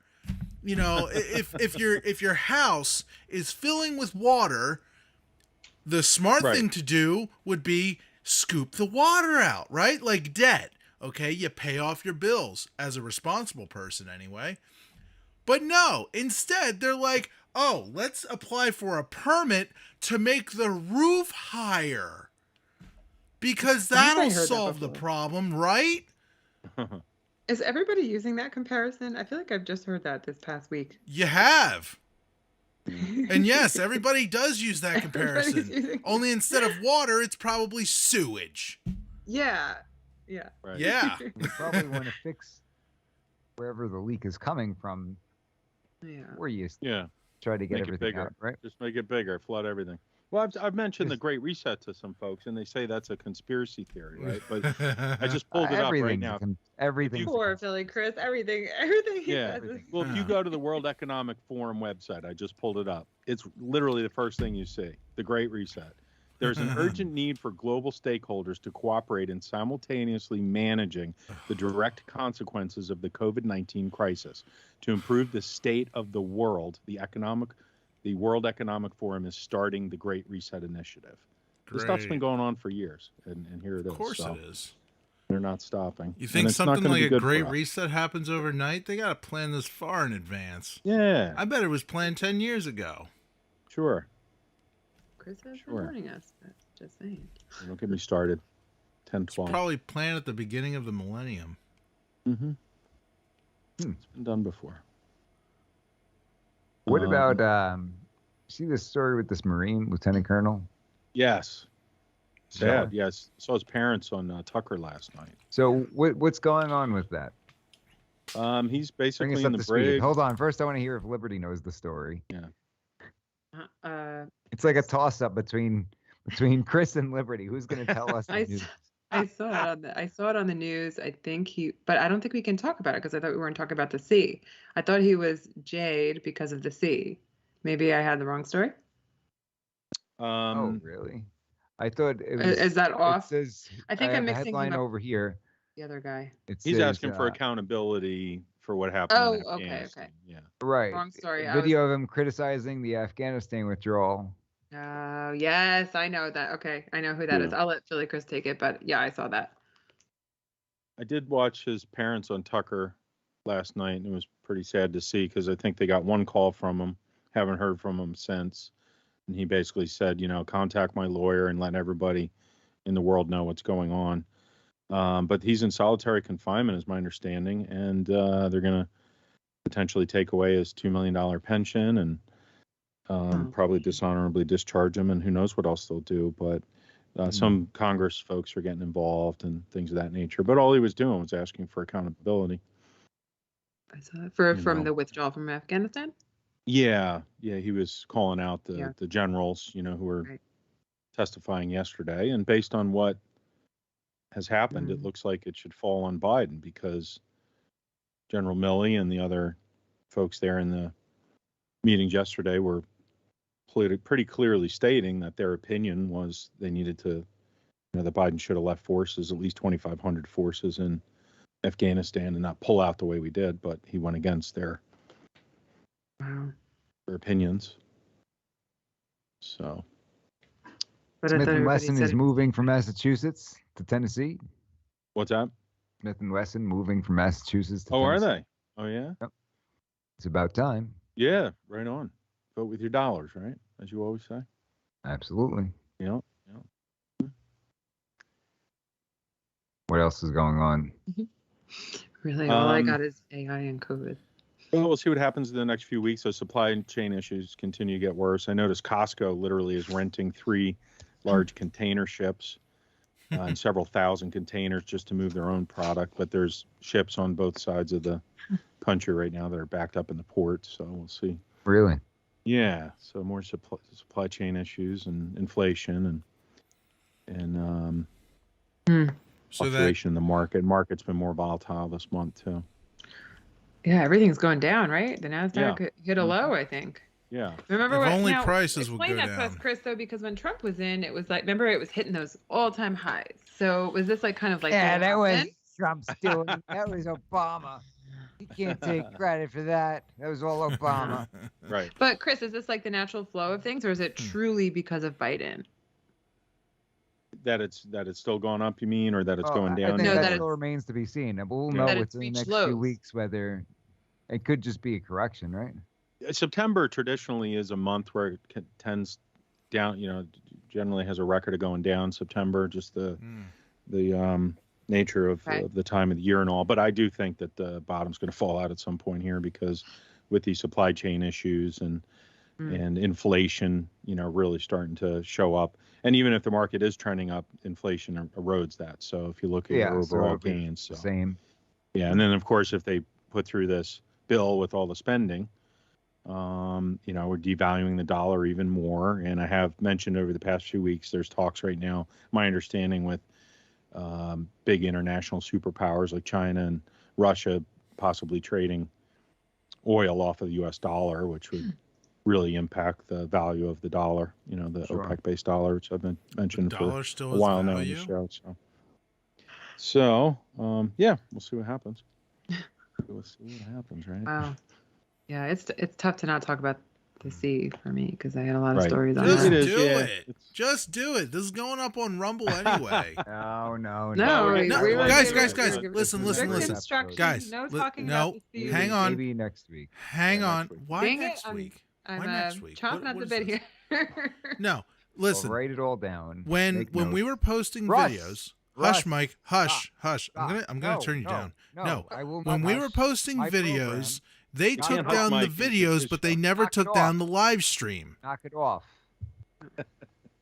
They They have taken down our live stream. There's been No, some they have changes. not taken down the live streams. We'll speak. They literally did take We'll down. speak what- about that. Why two When? changes I next know exactly what I was wearing. I know exactly what we talked about. week. Stay Yes. tuned. Okay, That's really good. Mr. Guy Knock with it a off. lawyer's Knock memory. it off. Mike does have a good memory. You can't question Mike's memory. Yeah, that's not fair. You're cheating. And it is Mike's show, so we'll do You're what not Mike allowed says. to How about remember that? well. We'll do it live. No, we'll do it live. We'll do it next- live. We're doing it live. We'll do it live Whatever. next week. I Ladies just and wanna gentlemen, say tune that in was next kind of a do week. it live. That was just a do it live moment right there between Mike and Russ. That's right. Yeah. We're doing it live, folks. Doing it Doing it live. live. Oh my gosh. Mhm. Knock it off.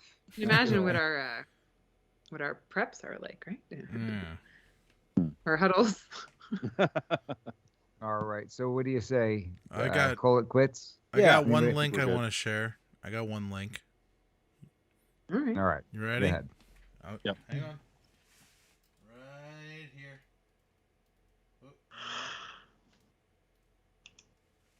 There was that ant that stood up to me. Yeah, But we can forget about him. Yeah, it was just one ant. One ant. Yeah, you're right. It's just one ant. Yeah, boss. They're puny. Puny? Say, let's pretend this grain is a puny little ant. Did that hurt? Nope. Well, how about this one? Are you kidding? Well, how about this? I like the way the group laughs.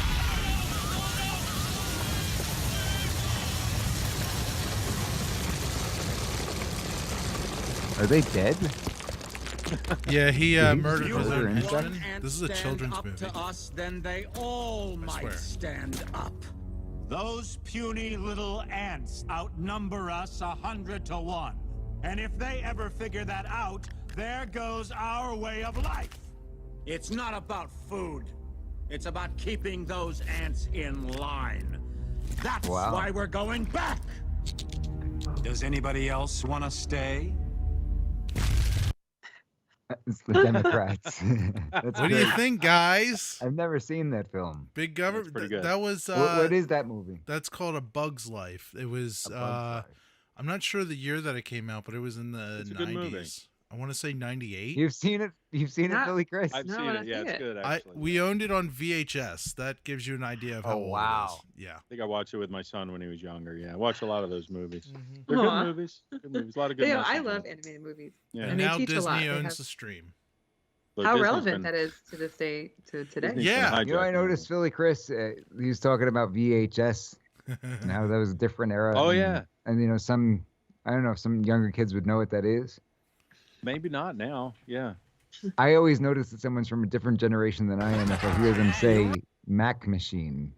Do you know what a Oh, Mac okay. machine is? Macintosh. Yes. Yeah, that's right. Yeah, like where you get the money instead of ATM, a Mac. Right, yeah, right. I still call it Mac sometimes. You still call it a Mac That's like machine? a regional thing up in New England and stuff. It's a Mac. Yeah, and then I moved here and I'd say Oh, that is to it people. still a Mac machine there?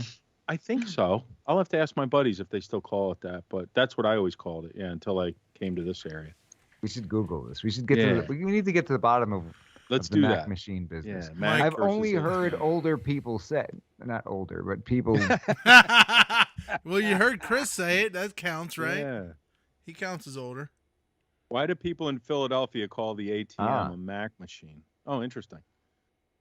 I Yes, think that sir. might be a grew regional up- thing, like how I think it's northern, like up in Massachusetts, they call they have a different name for a sub, or they call it a sub and we call it a hoagie.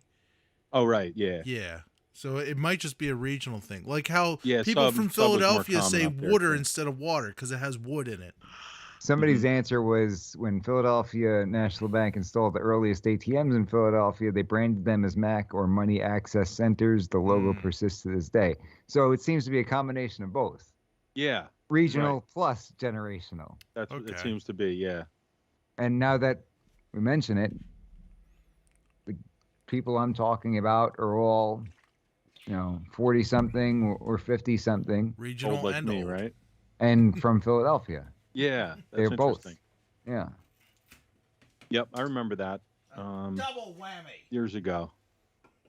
And why do people? That's funny. Yeah, that's funny. Things are regional sometimes, and then also generational. Yeah, because you had the VHS, you had the Super Beta Max, which was Sony's thing, which was better actually. But Sony screwed Was that it? up like they screw a lot of things up because they didn't want to share it. What did Sony Yeah. screw up? I was working at Circuit City when I was younger at the time, where you had VHS, and then Sony came out with like Betamax, Yeah. which Huh. was higher quality and a smaller tape. But they didn't they Right. wouldn't license it to anybody else. So if you went to like Blockbuster, They didn't have them. they didn't really have them because everybody had VHS at home because you go buy JVC or Kenwood or whatever Oh, brand. so you could only get it from Sony. Yeah, for a Yeah. while they were trying to really keep it to themselves, and by the time I think they opened up the licensing, it was too late. If I'm remembering it correctly. They missed the boat. Well, It's like here's laser- Because disc. DVD was around, or no. Yeah, because you went from like VHS, Betamax. Grandpa, tell us about the old days. Yeah, the laser discs. The laser discs were cool. They were like, you remember those? The ones that were the size of a record. Those were the precursors to DVDs, if I'm not I've mistaken. never even heard Oh, of you that. never? They're great. Oh, they're great. They're really good These are- quality too. They're double-sided. No, they're not. They look, instead of a CD this big, they were like the size of a record, and it was movies on Laserdisc. Really? They used to When rent is them that at some from? places, like the 90s. What? I don't know. But that failed too because of the, it was bad marketing and all that. Yeah, imagine the 5 1/4-inch floppy drives, but double that width, and it's a circle. Yeah, it was It's just like like a that. regular album, but it's like a giant It CD. was They're pretty large cool, and actually, if you see 'em. stupid. Yeah, What is the best quality you can get today? Blu-ray. Blu-ray, 4K Blu-ray Blu-ray. generally, Blu-ray. and then you get Super Audio CD for music, which Never is even heard of that. not lossless, like regular CDs. Nah, son. You gotta listen to the old school record player. Well, That's the best it's hard. quality. Yeah, you can't really beat Right? a true album. That's right. Yep. That's what we should do. In one the time. digital world. We should get like 5 or 10 good classic albums. Yeah, Like you do Pink that. Floyd, The yeah. Wall, maybe. Oh, that'd be great. Right. Yeah. And we could put together a good list of 5 or 10. Get ourselves Sure. an old-fashioned record player and a box of cigars. Sounds good to me. Yeah. I got an old Techniques record player somewhere, a really good one, Really? back in the day with a nice stylus on it. Yeah, because that matters too. Mm. That's pretty Backed it cool. up somewhere. The Yeah, thing let's do that. is, We'll have to guys, dig it out. the Can thing get about settled in. records is Yeah. when you drag a needle across these what is essentially plastic, wouldn't that wear out the grooves over time and make it sound like crap? Mm-hmm. But I that's feel the- like that's a pretty big downside. No, Yeah, that's it part of worn the out. appeal, right? The crackly. I sort didn't of see, sound. Oh, there's Right. nothing I enjoy Yeah. more than worn It's a out real music. analog- Jeez. I should boot up my old Sony Walkman there is- or Tapeman or whatever they call true- that stupid true. thing. True audiophiles are generally about the vinyl, like Mike said. Yeah, because it's a true analog representation of the original source. Well, yeah. It's not binary code. It doesn't have to go through a digital to analog converter and, error correction, all that stuff. Cool stuff. Getting into the- Liberty, I like were you 4K trying to get Blu-ray. involved in the record conversation? No, I was just gonna say that I noticed that we were missing DG tonight. Oh, what yeah, happened? I was thinking that I at didn't see her in the beginning of show. comments. Not the I- same. What's going on, DJ? Yeah. Where are you at? DG was Shout out to inspiring with Russ. DG's boycotting the program after last week. That could be it. Getting heated with Dr. Val. Oh, yeah, potentially. Hey, Still I anybody with have us? a Anybody still question. I listening doubt out it. there? Probably just something going on tonight. We had to get Philly Chris like some kind of like WWF or WWE outfit to for when he fights. Yeah, We we had to can make dress his him like character. a Oh. panda for the I had a Hulk Hogan WWF. shirt come in the You- mail, one of the classics. UV Val, Nice. UV Dr. Val. Nice. That was I actually wasn't fun. being too confrontational, was I? No, it was actually okay. just funny. It's a because great he was, like, conversation. in Yeah, the I'd loved it. comments, and he just was chopping at the bit to get in and give his information. But Philly Chris had his information, so we were, Yeah. you know. Yeah, it was fascinating to talk to him about it. Yeah. Yeah, I actually really liked questioning Mm-hmm. him too, especially on the more patient advocate side. Sure. Whether you're a doctor or not, it's important, Absolutely. All right, we're calling it quits for the night. Well, Sounds I have a good. question for Chris. Yeah. No. So these Betamax things, Grandpa, tell me more about the. So, in a comparison to VHS, could Yeah. they be recorded onto? Could you record onto them? Yes. It was basically just like a VHS tape, but it was slightly higher. But it was slightly resolution. more Sony. Yeah. I mean, it was better. The specs on it were better. It had a higher dynamic range and the overall resolution. I think VHS tapes were like 480 or something like that. No, they were lower than that. Might be The 240, older whatever it one- was. The older ones is- were like 160. The newer ones were 240. I think the best you could get was like 3 something. Yeah, there were a few different forms. And then there was Super VHS, which was actually pretty good. I never even Is- heard of that. What about my family went cassettes? Is straight to that Better or DVD. worse?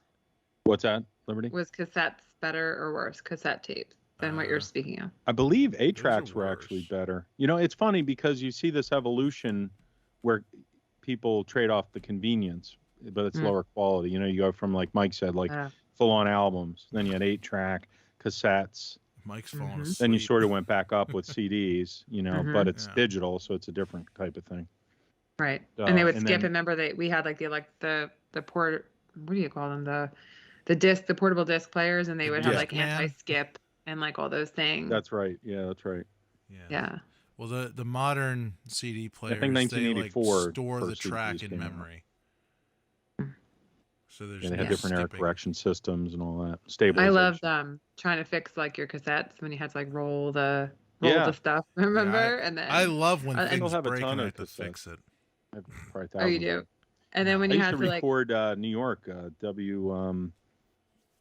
the WBLS that broadcasted from the Empire State Building. I have hundreds of hours of live broadcast back in the 80s from WBLS.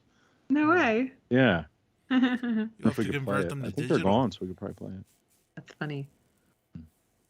What a Old world. school- Going old from school cassette rap. tapes to the Tesla and the spacecraft. right. It's just crazy. I don't know what the future looks like, but it is pretty scary. I gotta wonder what comes after Blu-ray, because blue is at probably the height of the light spectrum, is it not?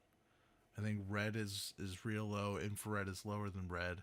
Then you got red, then you got like violet and stuff. I think the highest you can go is blue. It's just gonna be X-rays after this. Yeah. Blu-ray to X-ray. Yeah. Problem is people really aren't willing to pay for the quality, though. And then all the streaming, it's all about convenience because Blu-rays are still way better than what you can stream. Oh, absolutely. I have a whole collection of Blu-rays that I've been ripping to digital. And like even DVDs, if you can get a copy of the raw video from a DVD, it looks amazing. I was watching the movie Cars last night on my 4K TV and it didn't even look bad. Yeah. Well, they up-res it too. Well, I mean, Ever since there's we all that. changed digital since Napster and all that stuff, remember? Napster. Everything changed. And then Metallica sued them, and that was that. Oh man. Right, what I was guess it is 10:30 though, right, Mike? Yeah. What was that other one? That's all the time we got for today. Go on, Mike. Do your outro. I'll shut up now. Do it live. Thanks for anybody who's still listening. Stuck Yeah, all four There's of a you. couple. There's a few. Yes, we still got 4 people out there. That's all the time we got for today. Stick around for We the People, The Constitution Matters. Pastor David Whitney, Professor Phil Duffy. I'll be joining as your legal analyst. We miss you, Ellie.